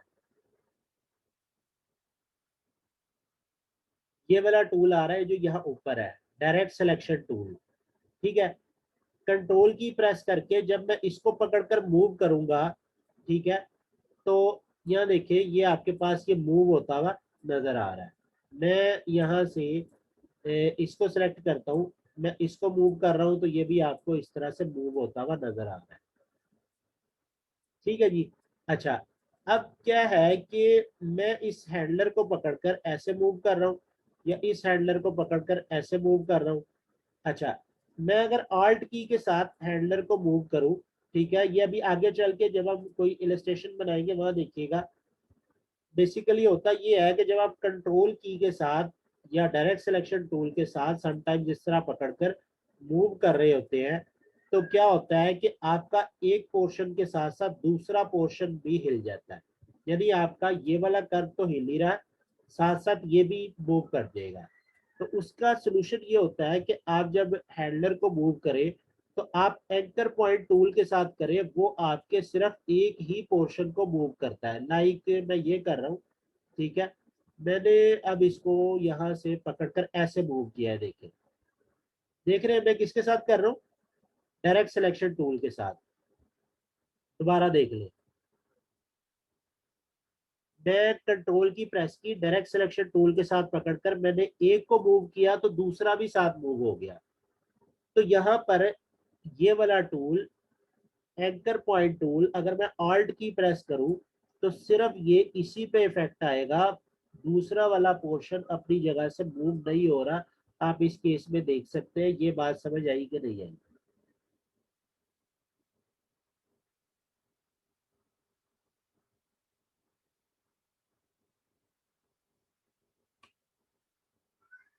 यानी ये आपकी वो चीजें हैं कि जिससे आपकी बेस बन जाएगी, आपको पेन टूल को यूज करना आ जाएगा। ठीक होगी बात? यानी हमने क्या देखा अभी तक, पेन टूल डायरेक्ट कैसे काम करता है, अभी इसमें एक और डिटेल है वो मैं अभी आपको बताता हूँ। उसके बाद जो पेन टूल के साथ जो अटैच टूल है वो कौन कौन से थे, add anchor point, delete anchor point, anchor point tool and direct selection. इनको मैंने आपको यहाँ पर लिखकर और कुछ प्रैक्टिकल करके मैंने आपको दिखा दिया। ये बात आप लोगों को समझ आ गई होगी। अब हम क्या करेंगे, मैंने एक स्ट्रेट लाइन ली हुई है, मैंने इसको सिलेक्ट किया, पेन टूल मेरे पास सिलेक्टेड है, मैंने यहाँ से आया, मैं ऑल्ट की प्रेस की, ऑल्ट की से क्या आ गया, एंकर पॉइंट टूल। मैंने इसको पकड़कर अच्छा मैंने ऐड किए थे, तो इनको मैं जरा डिलीट कर दूँ, मैंने आपको समझाने के लिए बताए थे। अच्छा, ऑल्ट की के साथ मैंने इसको इधर मूव किया और यहाँ से इसको मैं थोड़ा सा नीचे मूव कर दिया ताकि थोड़ी सी लीफ वाली शेप बन जाए। ठीक है जी। अच्छा, अब यहाँ पर क्या होगा कि दो तरीके हैं। पहली बात तो ये कि आप फिल रन कर दें, स्ट्रोक बस आपका होगा यहाँ पर। अच्छा, दो तरीके, एक तो ये कि आप ऑल्ट की के साथ इधर कॉपी ले, ट्रांसफॉर्म में जाए और इसमें जाकर आप इसे कहिए कि मैंने इसको फ्लिप करना है हॉरिजेंटली। जब हॉरिजेंटली फ्लिप हो जाए तो आप इसको यहाँ से जाकर यहाँ मिलाएं। अच्छा, अब क्या होगा कि आपने डायरेक्ट सिलेक्शन टूल लेना है और डायरेक्ट सिलेक्शन टूल लेने के बाद ऊपर वाले दो एंकर पॉइंट्स को सिलेक्ट करना है, राइट क्लिक करके सबसे पहले आपने इसको करना है एवरेज। ठीक है, एवरेज किया, ये बोथ यानी वर्टिकली हॉरिजेंटली बोथ, ये क्या करेगा, इन दोनों को करीब ले आएगा। लेकिन करीब लाने से क्या हुआ कि ये अभी भी दोनों अलग अलग नजर आ रहे हैं, ज्वाइन नहीं हुए। आपने अगेन सेलेक्ट करना है, राइट क्लिक करना है एंड देन ज्वाइन। जैसे ही आप ज्वाइन करेंगे तो ये यहाँ से ज्वाइन हो गया। नीचे वाले पर भी आकर आप यही करेंगे, राइट क्लिक किया, दोनों दोनों को नीचे वाले दो एंकर पॉइंट सेलेक्ट किए, राइट क्लिक करके पहले एवरेज, एवरेज से क्या होगा, दोनों करीब करीब आ जाएंगे, यानी जितना भी उसमें डिस्टेंस होगा। और उसके बाद यहाँ पर ये देखिए, ये भी कॉर्नर बन रहा है, दोनों साइड पर बन रहा है। राइट क्लिक करके इसको आप कर दें ज्वाइन, तो ये यहाँ पर नीचे देखिए, अब वो जो दो कॉर्नर अलग बन रहे थे वो एक बन चुका है।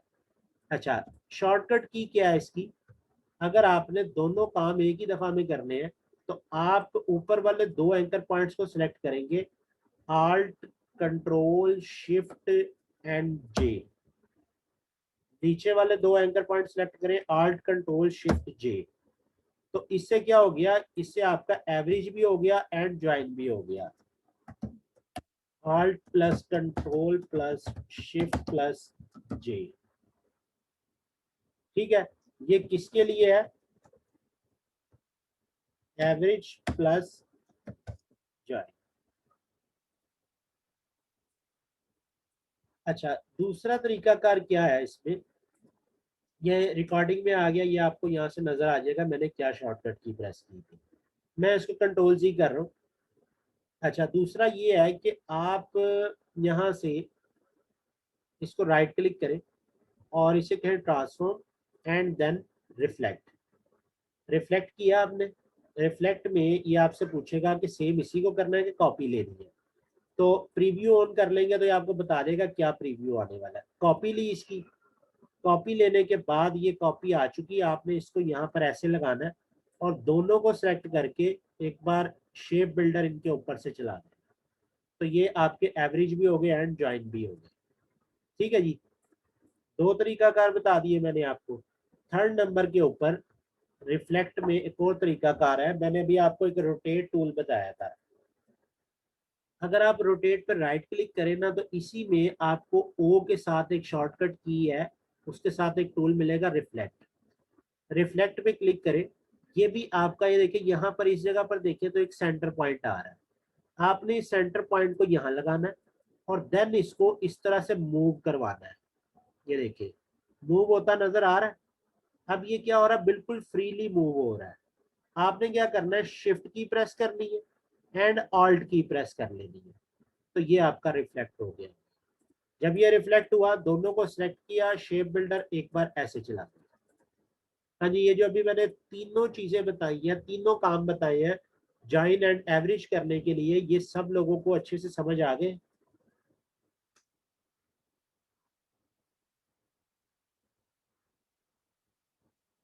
रिकॉर्डिंग में मौजूद होंगे, आप इनको बार बार भी रिपीट करके देख सकते हैं। मल्टीपल चीजें बताने का मकसद ये है कि आपका जिस पे हाथ सेट हो जाए आप उसको आगे लेकर चले, उसको फॉलो करें आगे। कुछ लोगों की प्रैक्टिस ट्रांसफॉर्म में जो फ्लिप ओरिजेंटल होता है उससे होती है, कुछ की रिफ्लेक्ट से होती है, कुछ की ये जो टूल है रिफ्लेक्ट वाला कुछ इससे कर रहे होते हैं। तो जैसे भी आपको कन्वीनियंट लगता है वो आप लेकर इसमें फर्दर चल सकते हैं। अच्छा, जब आपके पास एक लीफ बन चुका है, ठीक है, मैं इसको यहाँ थोड़ा सा ऊपर रख देता हूँ, ये आपके बार बार काम आना। अच्छा, जब ये लीफ बन चुका है, ये देखिए पहले हमने ये किया, फिर ये किया, फिर ये किया, अब इसके बाद हमने ये करना है और उसके बाद ये करना है, फिल करना है और उसके बाद ये वाला पोर्शन बनाना है। अच्छा, जब आप इसको फिल करेंगे, लाइक मैं इसे कहता हूँ कि आप इसको ग्रीन कलर से फिल कर दें और स्ट्रोक पर जाकर इसको नन कर दें। ग्रीन कलर से फिल हो चुका है। अब आप क्या करेंगे, रोटेट टूल लेंगे, सेंटर पॉइंट या पेविट पॉइंट इस एंकर पॉइंट पर रखेंगे और इसको आप इस तरह से रोटेट करेंगे इसके गिर्द। अच्छा, शिफ्ट प्रेस कर रहा हूँ, यहाँ पर भी हो सकता है। अभी हमारी रिक्वायरमेंट क्या है कि हम 90 डिग्री पर करें।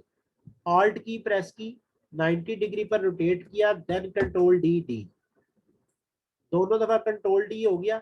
अब ये वाला पोर्शन जो है, ये जो व्हाइट बीच में आ रहा है, ये कैसे आएगा, हमने एक कमांड पढ़ी थी जिससे क्या होता था कि ओवरलैपिंग पाथ वहां से कट हो जाते थे। कौन सी कमांड थी वो? हाँ जी, कोई बताएगा?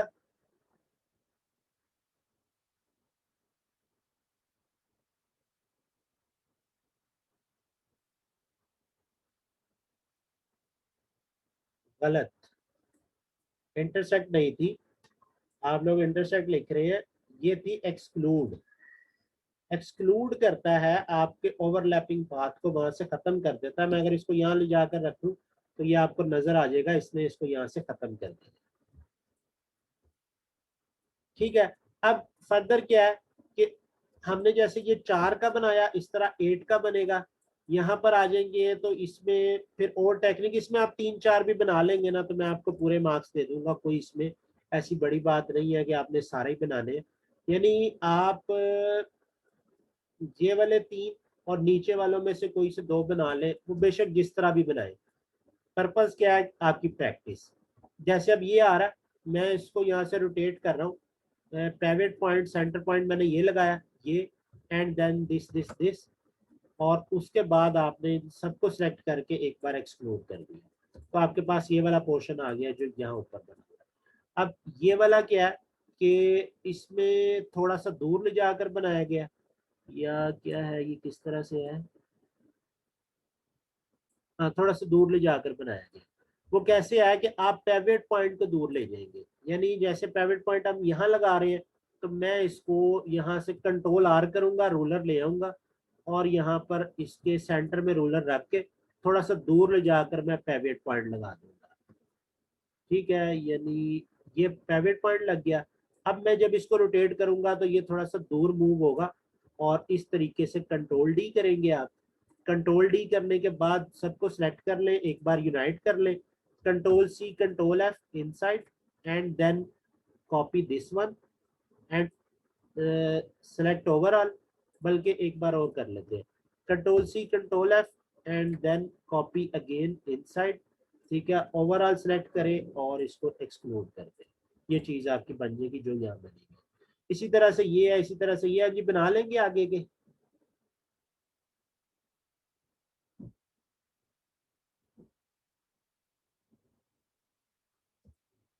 यहाँ देख लें, ये जो पोर्शन हुआ है ना कुछ इस तरह से है, ये कुछ ये और ये। इसमें ये है कि आपकी दो कमांड्स को मैंने यूज किया, यानी मैंने इसको कंट्रोल सी कंट्रोल एफ किया और देन मैंने इसको यहाँ से स्मॉल किया। स्मॉल करने के बाद मैं इसको ले गया हूँ यहाँ ऊपर। ठीक है, ऊपर ले जाने के बाद रोटेट लिया, ऑल्ट की के साथ यहाँ आपने सेंटर पॉइंट ढूंढ लेना, इसका कहाँ पर करके आ रहा है, अंदाजे से ही लगा दिया मैंने। अच्छा, ये कितने पोर्शन है, 1 2 3 4 45 डिग्री बनेगा। कॉपी ले ली इसकी। ठीक है, देन कंट्रोल डी। ठीक है, कंट्रोल डी करने के बाद आप इन सबको सिलेक्ट करेंगे और एक बार क्या कर लेंगे, एक्सक्लूड कर देंगे। आई थिंक एक्सक्लूड कर देंगे तो ये आपकी वही चीज बन जाएगी। हाँ जी, ये असाइनमेंट हो जाएगी अब।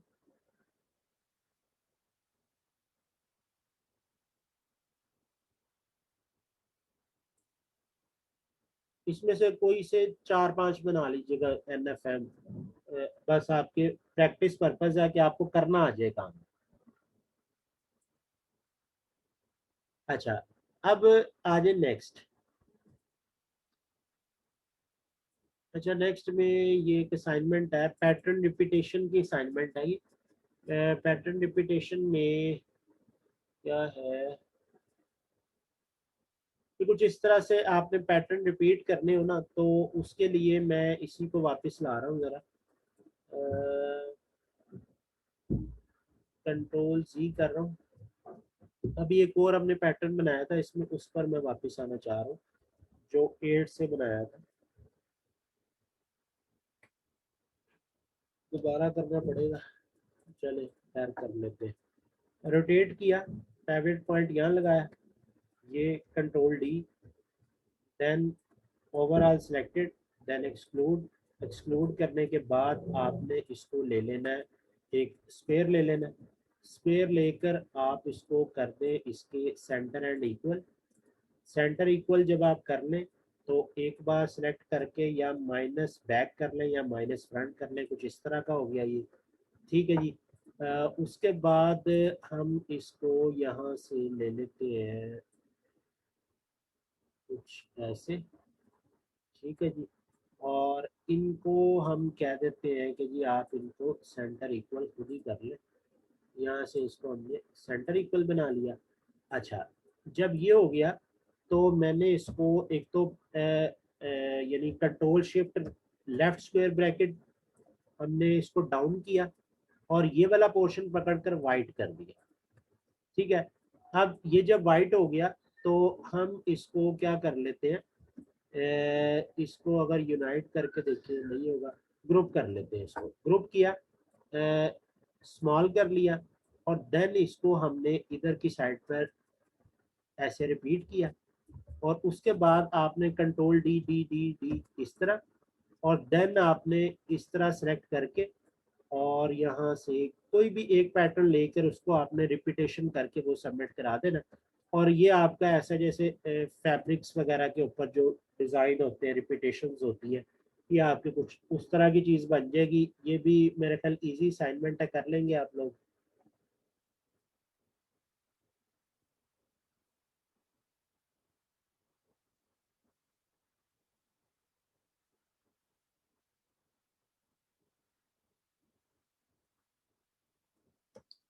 देखने में दूर से लग रहा होगा जैसे पता नहीं कितनी कम्प्लेक्स है, लेकिन जब आपको इसका फार्मूला पता लग जाएगा काम का तो फिर कोई भी चीज़ मुश्किल नहीं होती। अच्छा, अब ज़रा आ जाए हम एक थोड़ा सा, मैं आपको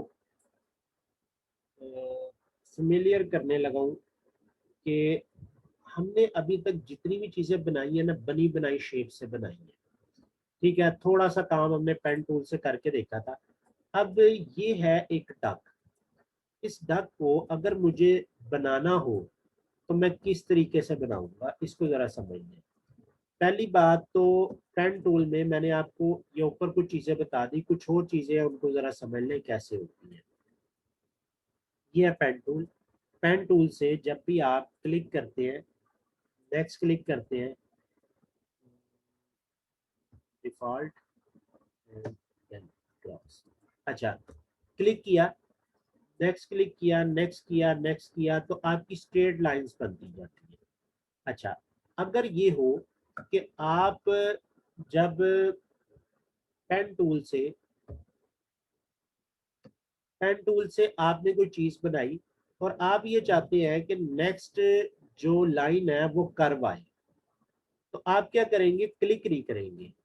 ठीक है, आपने क्या करना है, क्लिक करके छोड़ना नहीं है, बल्कि ड्रैग करना है।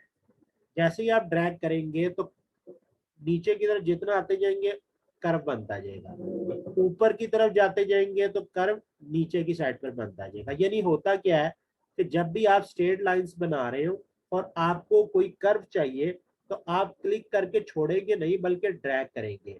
ड्रैग अगर आप कर रहे हैं राइट साइड के ऊपर तो लेफ्ट साइड पर कर्व आ रहा होगा, और अगर आप ड्रैग कर रहे हैं लेफ्ट साइड पर तो राइट साइड के ऊपर कर्व बन रहा होगा।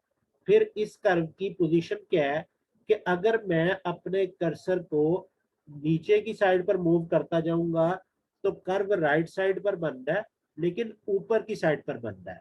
लेकिन अगर मैं लेफ्ट साइड वाले कर्सर को ऊपर की साइड पर लेके जाऊंगा तो कर्व आपका राइट साइड पर बन रहा है, लेकिन नीचे की साइड पर बन रहा है। क्यों? क्योंकि मेरा पॉइंटर जो है वो ऊपर की तरफ जा रहा है।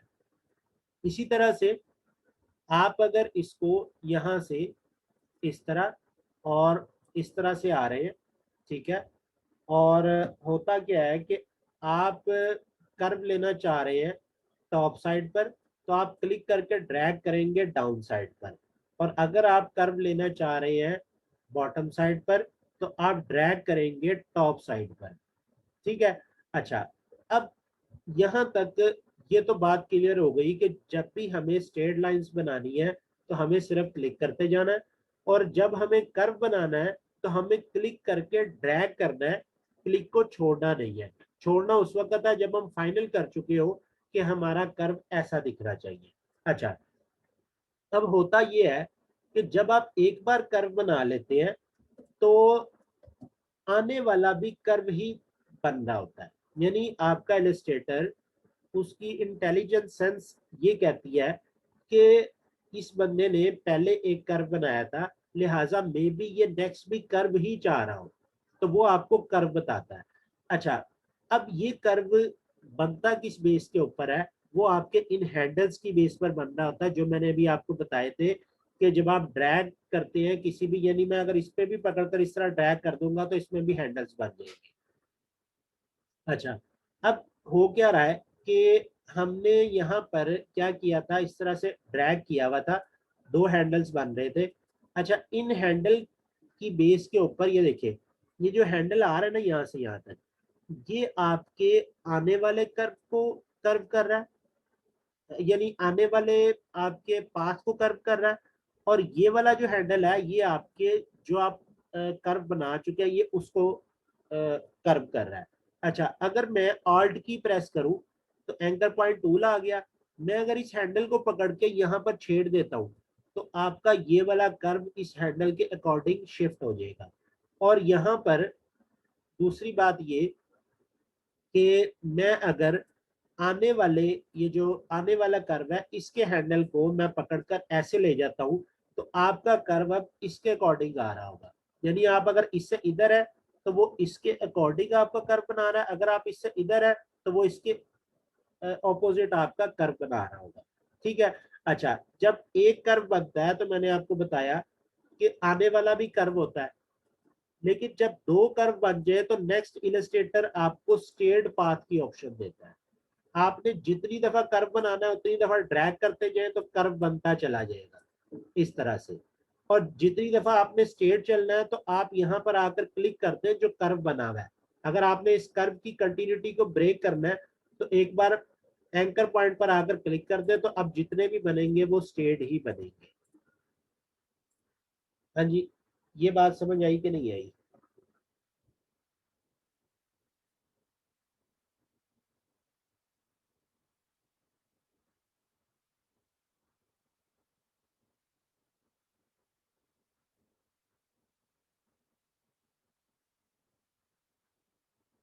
कोई ऐसा स्टूडेंट जिसको ये जो अभी मैंने इतनी लंबी कहानी बताई है ये समझ ना आई हो? नहीं आई तो बता दें, इसको रिपीट कर लेते हैं। क्योंकि ये बेस है आपकी, आपका बैकबोन है पेन टूल जो है, ये आपको अच्छे से आना चाहिए। और इसी वजह से मैं सबसे ज्यादा असाइनमेंट पेन टूल पे ही देता हूँ। देता मैं काफी सारी हूँ, 10 का कह देता हूँ। जिन्होंने 10 कर ली वो भी गुड है, और जिन्होंने 10 ना की 10 से ज्यादा की उनके तो फिर जो है ना और ज्यादा अच्छी प्रैक्टिस हो जाती पेन टूल पे। यानी आपका जितना भी क्रिएशन रिलेटेड काम है वो सारा पेन टूल से होता है। कर रहा हूँ मैं रिपीट, दोबारा देखिए।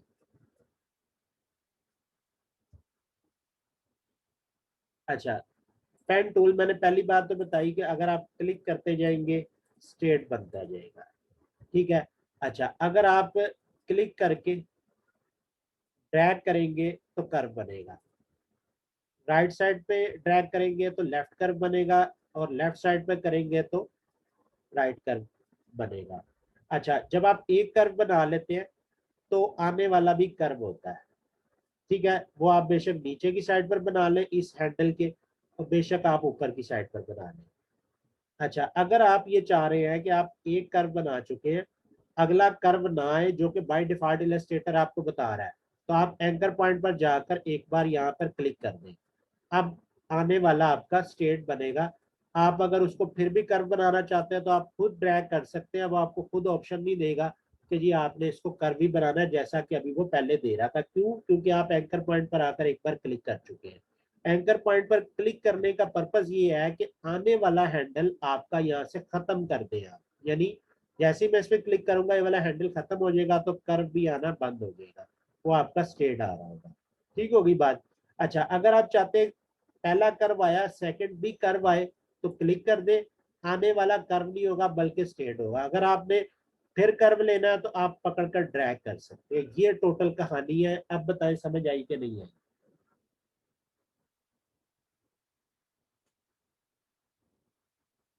रिपीट। मलिक शौकत, मुस्फिरा क्या नाम है? मुस्फिरा रेहान। हाँ जी, आप ढक बनानी शुरू करें।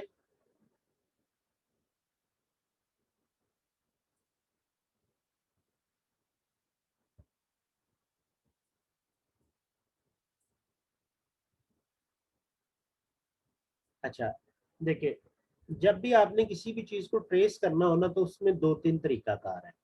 नंबर एक तो ये कि आप यहाँ से इसकी ओपेसिटी कम करें। ओपेसिटी यहाँ ऊपर लिखी, जैसे ही आप पिक्चर को क्लिक करेंगे यहाँ पर ओपेसिटी आ जाएगी। ओपेसिटी को आप इसकी कर दें, लाइक मैं इसे कहता हूँ जी 50% कर दिया। 50% करने के बाद आप ऑब्जेक्ट में जाएंगे, एंड लॉक पर जाएंगे, और उसके बाद सिलेक्शन पर क्लिक कर देंगे। नेक्स्ट टाइम मैं कंट्रोल 2 प्रेस करूंगा फॉर लॉक सम ऑब्जेक्ट। ठीक है, ये आपने जेन में रखना है। कंट्रोल 2 फॉर लॉक, और अनलॉक के लिए Alt+Control 2 ये लिखा हुआ आ रहा है। मैं यहाँ क्या करने लगा हूँ, कंट्रोल 2। अब ये क्या है कि अब इसके ऊपर कोई भी चीज मूव नहीं होगी। सॉरी, ये चीज ये जो इमेज है ये खुद ब खुद मूव नहीं हो सकती। क्यों? क्योंकि हम इसको लॉक कर चुके हैं। अच्छा, अभी तक मैंने आपको लेयर से इंट्रोड्यूस नहीं कराया था, अब जरा लेयर के ऊपर भी आ जाए, लेयर्स है क्या। हम अगर यहाँ से विंडोज में चले जाए, विंडोज में आपके पास यहाँ पर ये लेयर्स का एक ऑप्शन आ रहा है, F7 इसका शॉर्टकट है। इस पर आप क्लिक करेंगे तो आपके पास लेयर पैनल ओपन हो जाएगा। अच्छा, लेयर इस वक्त 1 आ रही है। अगर आप इसमें जाएंगे तो इसमें जितना भी हमने काम किया है वो इसमें सब लेयर बन बन के आगे काम चलता रहता है। इस वक्त इमेज वाला जो लेयर है उस पर देखिए यहाँ पर एक लॉक लगा हुआ है, क्यों? क्योंकि मैंने Ctrl+2 प्रेस किया था। अच्छा, अब होगा क्या, मैं इसको यहाँ से क्या करने लगा हूँ। एक तो तरीकाकार मैंने बताया कि ओपेसिटी कम करें। ओपेसिटी कम करने का नुकसान ये होता है कि जब आप कलर पिक करते हैं ना, यानी मैं कहता हूँ आई ड्रॉपर से मैंने ये कलर पिक करना है तो ओरिजिनल कलर नहीं आता, बल्कि 50% कम ओपेसिटी वाला कलर आता है, जो कि मैंने यहाँ पर 50% कम की हुई है। ठीक है, यानी एक सॉलिड कलर है वो 100% दिख रहा है, मैं ओपेसिटी कम करके लॉक करके जब उसको पिक करूंगा उस कलर को, तो वो क्या दिखेगा, 50% दिखेगा। तो लिहाजा ये वाला जो तरीकाकार है जो मैंने अभी लॉक किया और ओपेसिटी कम की, इससे बेहतर एक और तरीकाकार है, हम इसको 100% वापस करते। ठीक है, यानी ये जो इमेज वाला जो पोर्शन है इसको मैं कर रहा हूँ 100% वापस, ताकि ये ओरिजिनल नजर आनी शुरू हो जाए। ठीक है, अच्छा यहाँ पर हम एक काम करेंगे, ये वाली लेयर आपकी सिलेक्टेड है, राइट क्लिक किया। ठीक है, अच्छा ये जो कुछ एक्स्ट्रा चीजें हैं ना इसमें, लाइक ये हो गया, ये हो गया, इनको मैं डिलीट कर दूँ। अच्छा, अब क्या है कि इस लेयर पे ये इमेज पड़ा हुआ है, आपने यहाँ से इस फ्लाई आउट बटन पर क्लिक करना है और इसे क्या देना है, इसका एक टेम्पलेट बना दें। जब आप टेम्पलेट बनाते हैं तो दो काम होते हैं, एक तो ये कि ओपेसिटी यहाँ देखिए 100% ही है, लेकिन वो उसको खुद ब खुद आपको उसको लाइट कर देता है। इसका पर्पज ये है कि वो ये समझता है कि आप इसको ट्रेस करने लगे हैं। ठीक है, तो वो आपको दिखा तो लाइट रहा होता है, लेकिन होते ओरिजिनल कलर्स ही हैं। दूसरा काम वो ये करता है कि आपका लॉक भी ऑटोमेटिकली कर देता है, आप इसके ऊपर कोई भी काम नहीं कर सकते हैं। अच्छा, अब कुछ स्टूडेंट यहाँ पर फंस जाते हैं और कहते हैं कि सर आपने उसको टेम्पलेट बनाकर काम किया था तो हो रहा था, जब हम कर रहे हैं तो नहीं हो रहा, वहां पर आपका पेन टूल जो है वर्किंग ही नहीं कर रहा। उसकी रीजन ये है कि आप लेयर 1 को इस वक्त कंप्लीट लॉक कर चुके हैं, आप इसके ऊपर काम नहीं कर सकते। आपने क्या करना है, यहाँ से ये एक न्यू लेयर का बटन है, इस क्रिएट न्यू लेयर पर क्लिक करेंगे तो आपके इससे ऊपर एक और न्यू लेयर बन जाएगी जिसका नाम है लेयर 2। अब अगर आप पेन टूल से वर्किंग करनी शुरू करेंगे तो इस लेयर 2 के ऊपर वो वर्किंग होनी शुरू हो जाएगी। लेयर 1 पर इसलिए नहीं होगी क्योंकि लेयर 1 टेम्पलेट बन चुकी है और लॉक हो चुकी है। ये जो अभी मैंने पॉइंट बताया टेम्पलेट बनाने का और लेयर लॉक करने का, ये समझ आ गया कि नहीं? और आपने सेकंड लेयर क्यों लेनी है, ये भी बात समझ आई कि नहीं आई, जरा मेंशन करें जल्दी से।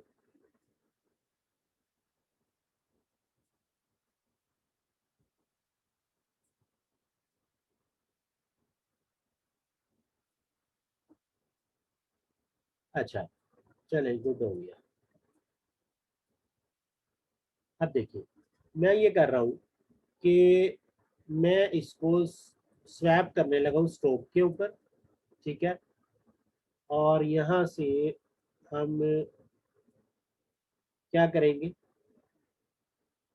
सिंपली जो भी इसका बॉर्डर है ना उसके ऊपर हम क्लिक करते जाएंगे, यानी ये किया, ये इसकी आउटर बाउंड्री के ऊपर हम लोग क्लिक करते जाएंगे।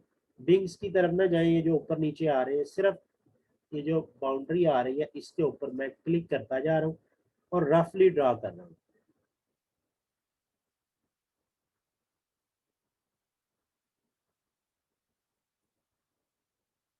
ये देखिए, ये मैं इसको रफ ड्रा कर चुका हूँ। स्ट्रोक को मैंने रेड कलर का कर दिया ताकि मुझे ब्लैक स्ट्रोक के ऊपर वो नजर आ रहा हो कि क्या हो रहा है। अच्छा, अब आपने यह क्या करना है, अगर मैंने ये जो स्ट्रेट लाइंस लगाई हैं इनको अगर मैंने कर्व करना हो तो क्या की प्रेस करूं मैं? जी, कोई बताएगा?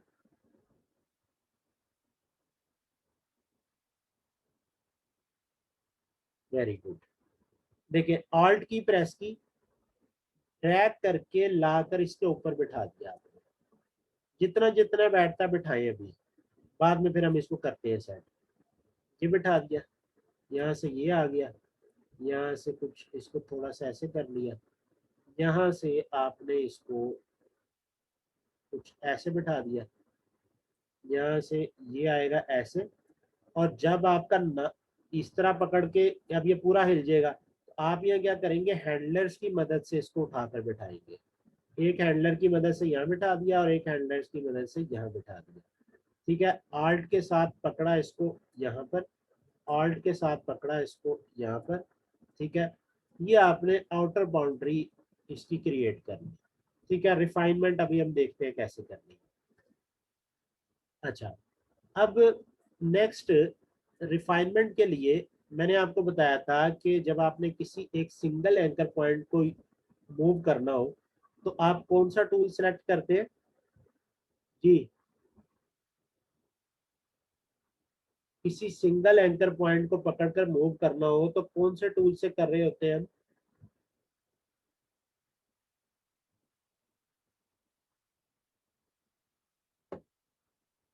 जी, डायरेक्ट सिलेक्शन, वेरी गुड। तो पेन टूल सिलेक्टेड है, मैं कौन सी की प्रेस करूंगा तो डायरेक्ट सिलेक्शन मिल जाएगा मुझे?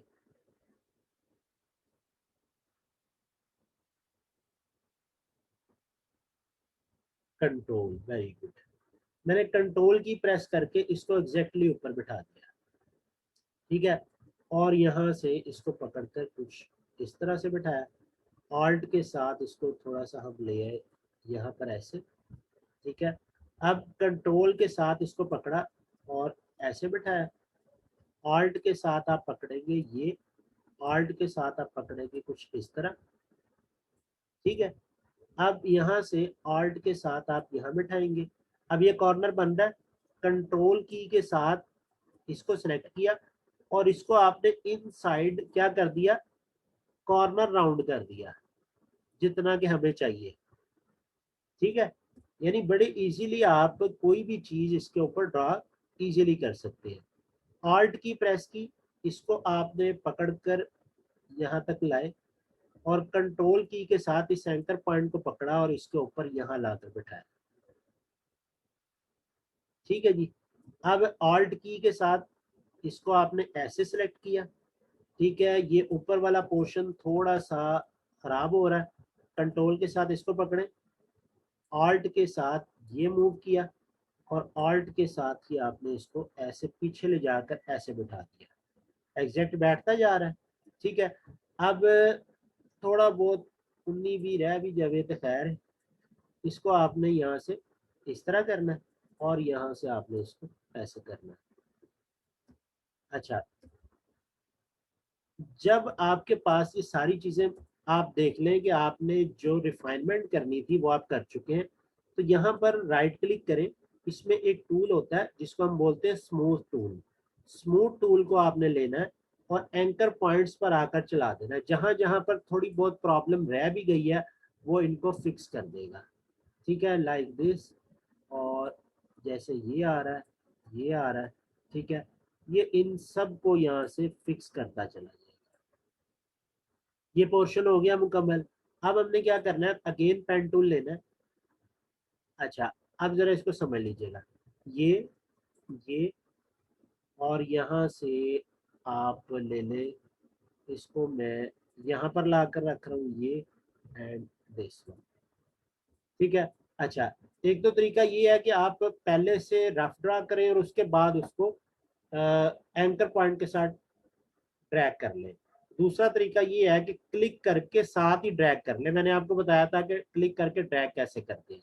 ये एंकर पॉइंट, ये जो आने वाला जो हैंडल है, इसको यहाँ से आप क्लिक करके ख़त्म कर देंगे और उसके बाद आप यहाँ पर इस तरह से ड्रैग करेंगे अगेन। ये हो गया। फिर आप इसको यहाँ पर क्लिक करके ख़त्म करेंगे और यहाँ से ड्रैग करेंगे अगेन इस तरह। यानी आपको जो भी तरीका कार इजी लगता है आप उसको फॉलो कर सकते हैं। मैंने आपको दोनों तरीका कार बता दिया, ये हो गया। अच्छा, अब होगा क्या, नीचे वाला जो कर्व है ना, वो हमें ये जो हम पहले शेप बनाई इसी से मिल जाएगा। ऊपर वाला कर्व हमें बनाना था, तो हम क्या करेंगे, अगर तो मैं इन दोनों को सिलेक्ट करके, ठीक है, यानी मैं इन दोनों को अगर सिलेक्ट करके माइनस फ्रंट कर देता हूँ, ठीक है, या मैं इसको माइनस बैक कर देता हूँ, तो ये वाली, ये हमें विंग तो मिल गया एग्जैक्टली, लेकिन क्या हुआ कि ओवरऑल शेप खत्म हो गई। तो हमने उसका एक सोल्यूशन क्या निकालना है, इसकी एक कॉपी ले लेनी है, यानी एडिट में जाकर या तो आप कॉपी कर लें या कंट्रोल सी प्रेस कर लें, ताकि हम बाद में उसको पेस्ट इन फ्रंट कर सकें। दोनों को सिलेक्ट करना है, या तो माइनस फ्रंट कर देना या फिर माइनस बैक कर देना, जिस तरह भी आपको कन्वीनियंट लगे। जैसे हमें विंग रह गया, कंट्रोल एफ किया तो वो वापस आ गया। ठीक होगी बात। एक ये काम हो गया। दूसरा काम हम ये करेंगे, यहाँ क्लिक किया, क्लिक करके ड्रैग कर रहा हूँ इस दफा मैं। ठीक है, ये ड्रैग किया, अगेन इस पे क्लिक किया, देन आपने यहाँ आकर फिर ड्रैग किया। अच्छा, ये आप ड्रैग कर रहे हैं, आप यहाँ से छोड़ के इसको यहाँ से ऑल्ट के साथ पकड़कर वापस यहाँ पर इस तरह मिला सकते हैं, कोई इसमें हर्ज नहीं है। क्लिक किया, देन इस पर आकर वापस मिलाया, अगेन वही काम करेंगे, इसकी एक बार कॉपी ले लेंगे। ठीक है, और इसको इसके साथ एक बार या माइनस फ्रंट कर देंगे या माइनस बैक। अब ये ऊपर वाला नीचे वाला आ चुका है, कंट्रोल एफ करेंगे वो वापस आ जाएगा। ठीक है, इसी तरह से ये वाले आ रहे हैं, इसमें आप एक, मैं ले रहा हूँ, आप इसको सेपरेट बनाइएगा क्योंकि टाइम इस वक्त ऊपर हो रहा है, तो मुझे क्लास को वाइंड अप करना है। तो ये हो गया, उसके बाद आपका ये पोर्शन बन गया। आप इसको ये भी कर सकते हैं कि इसको सिलेक्ट करें, शेप बिल्डर लेकर, और ऑल्ट के साथ ये इजाफी पोर्शन को खत्म कर दें। ठीक है, तो ये आपका इस तरह से बन चुका है। ये सारी शेप्स अलग अलग है, लेकिन मैं इनको क्या कर रहा हूँ, ऑल्ट के साथ यहाँ पर पेस्ट कर रहा हूँ, और यहाँ से इसको ऑल्ट के साथ, लेकिन आप लोग इसको अलग अलग बनाएंगे, थोड़ा सा फर्क आएगा। अच्छा, इसी तरह से अब जहां पर आपको जो रेगुलर शेप्स हैं उनसे अगर कोई चीज बन रही है, तो ये जरूरी नहीं है कि आप फिर जाकर पेन टूल में घुसे और उसको इसको पकड़कर और इस तरह से इसको इस तरह बनाना शुरू कर दें। पेन टूल वहां यूज करना है जहां पर आपकी रेगुलर शेप्स या ज्योमेट्रिकल शेप्स आपकी आपको उस तरह का रिजल्ट ना दे रही हो, या आपका रिक्वायर्ड रिजल्ट ना मिल रहा हो। आपने एक सर्कल लिया है, ठीक है, वो बन चुका है, उस सर्कल को आप यहाँ से यहाँ तक रखेंगे। ठीक है, देन शेप बिल्डर से आकर इजाफी पोर्शन को डिलीट कर देंगे। इजाफी पोर्शन जैसे डिलीट होगा, आप इसको यहाँ से सिलेक्ट करेंगे और इसको आप यहाँ से ब्लैक आई बना देंगे, और इसका स्ट्रोक भी आप यहाँ से ब्लैक कर देंगे। अच्छा, उसके बाद ये रह गई, इसको आप पेन टूल लेंगे, यहाँ से ये क्लिक करके बेशक ड्रैग कर ले। ठीक है, नहीं ड्रैग करना है तो यहाँ क्लिक करें, यहाँ क्लिक करें, और यहाँ क्लिक करके यहाँ क्लिक कर दें।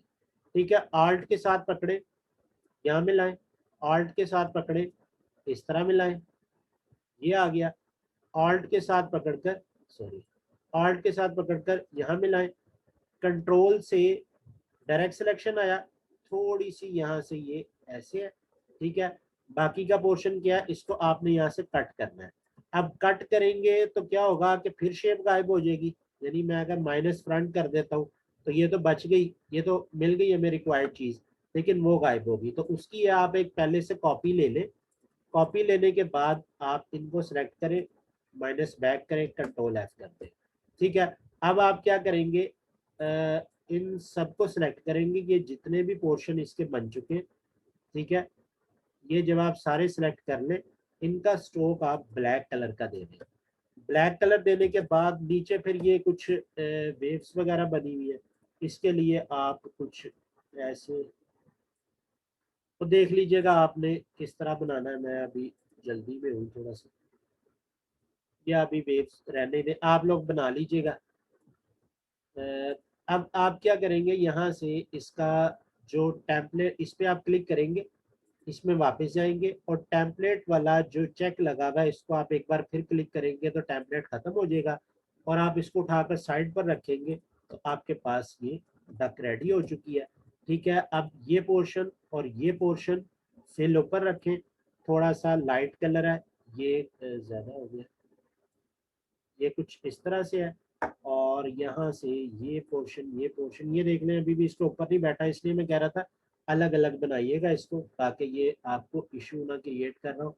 स्ट्रोक इसका बेशक यहाँ से आके नन कर दें आप, तो ये आपकी एक डक रेडी है।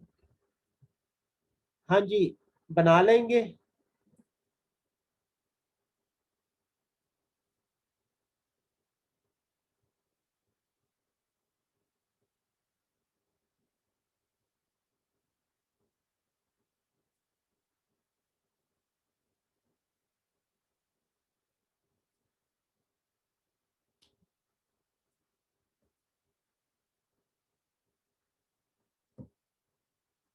अच्छा, यहाँ से भी ना आप कुछ चीजें अंदाजा लगा सकते हैं। ये इसकी थोड़ी सी ये जो तोंद है ना, ये बाहर निकली हुई लग रही है। इसके लिए आप क्या करेंगे, यहाँ से राइट क्लिक कर रहा हूँ मैं, और जो स्मूथ टूल लिया था वापस आ रहा हूँ उसके ऊपर, इसको क्लिक किया, देन ये देख रहे हैं थोड़ा थोड़ा सा मूव कर रहा है इस तरह। अच्छा, ये अगर आपका इससे ना कंट्रोल हो रहा हो तो आप एंकर पॉइंट डिलीट कर दें। ठीक है, ये एंकर पॉइंट डिलीट कर दें, और इसको फिर आप पकड़कर खुद मैनुअली सेट करें। ऐसा भी पॉसिबल है, इससे आपकी शेप ज्यादा अच्छी बन जाएगी।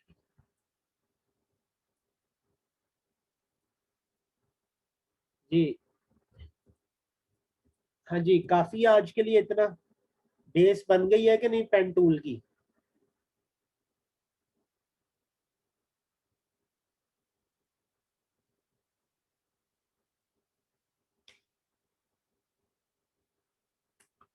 यही पर्पज है कि आपको एक चीज इस तरह से सिखा दी जाए कि आप लोग फिर जो खुद भी सोचे वो भी आप ट्रेस कर सके। कोई आप लोगो ले आए, कोई शेप ले आए, कोई एनिमल ले आए, उसको भी ट्रेस करना चाहे आप उसको इजीली ट्रेस कर सकते हैं।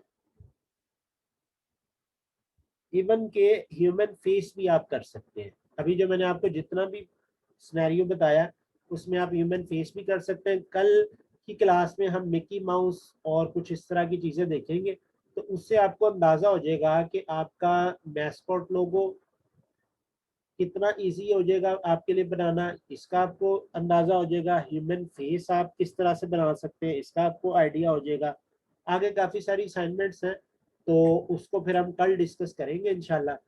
आज की क्लास में अगर कुछ पूछना है तो पूछे जल्दी से, नहीं तो फिर हम इसको आते हैं माइंड अप की तरफ। जी, पूछना है किसी ने कुछ?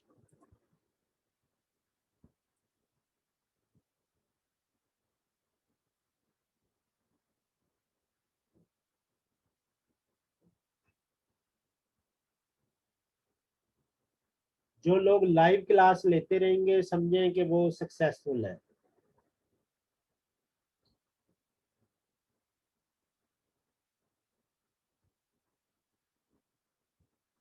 चले जी, फिर जल्दी से लेक्चर फीडबैक दे दें ताकि मैं क्लास को एंड करूं।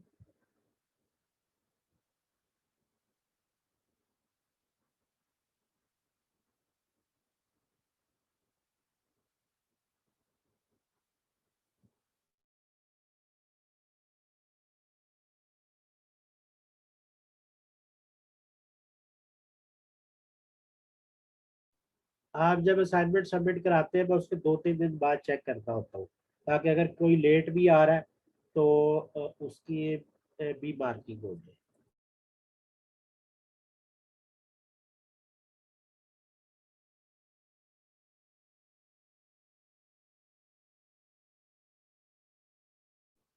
कोई बात नहीं, टफ जो है वो प्रैक्टिस से इजी हो जाएगा। कोई ऐसा इशू नहीं है, हो जाएगा। जब आप खुद प्रैक्टिस करेंगे ना तो बहुत इजी लगेगा। देखिए, जो भी आपका होता है ना,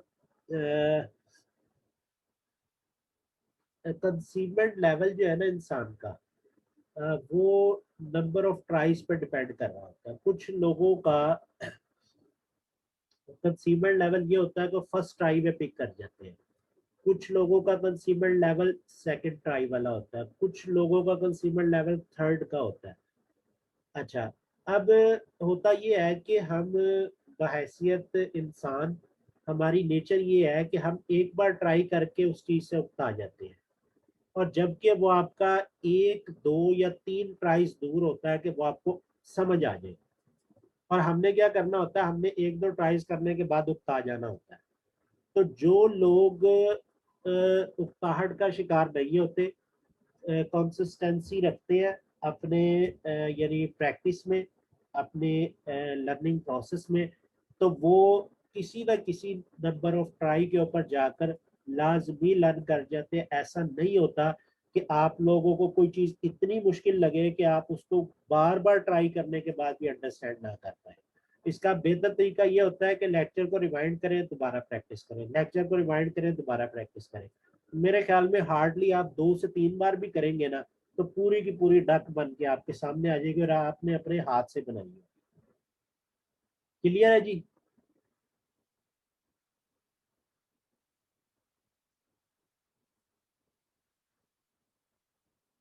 चलिए मैं लेक्चर को एंड करने लगा हूँ। इंशाल्लाह अब यानी कल के लेक्चर में होगी बात। नेक्स्ट हम फिर मजीद कुछ लर्निंग करेंगे। कल तक के लिए अल्लाह।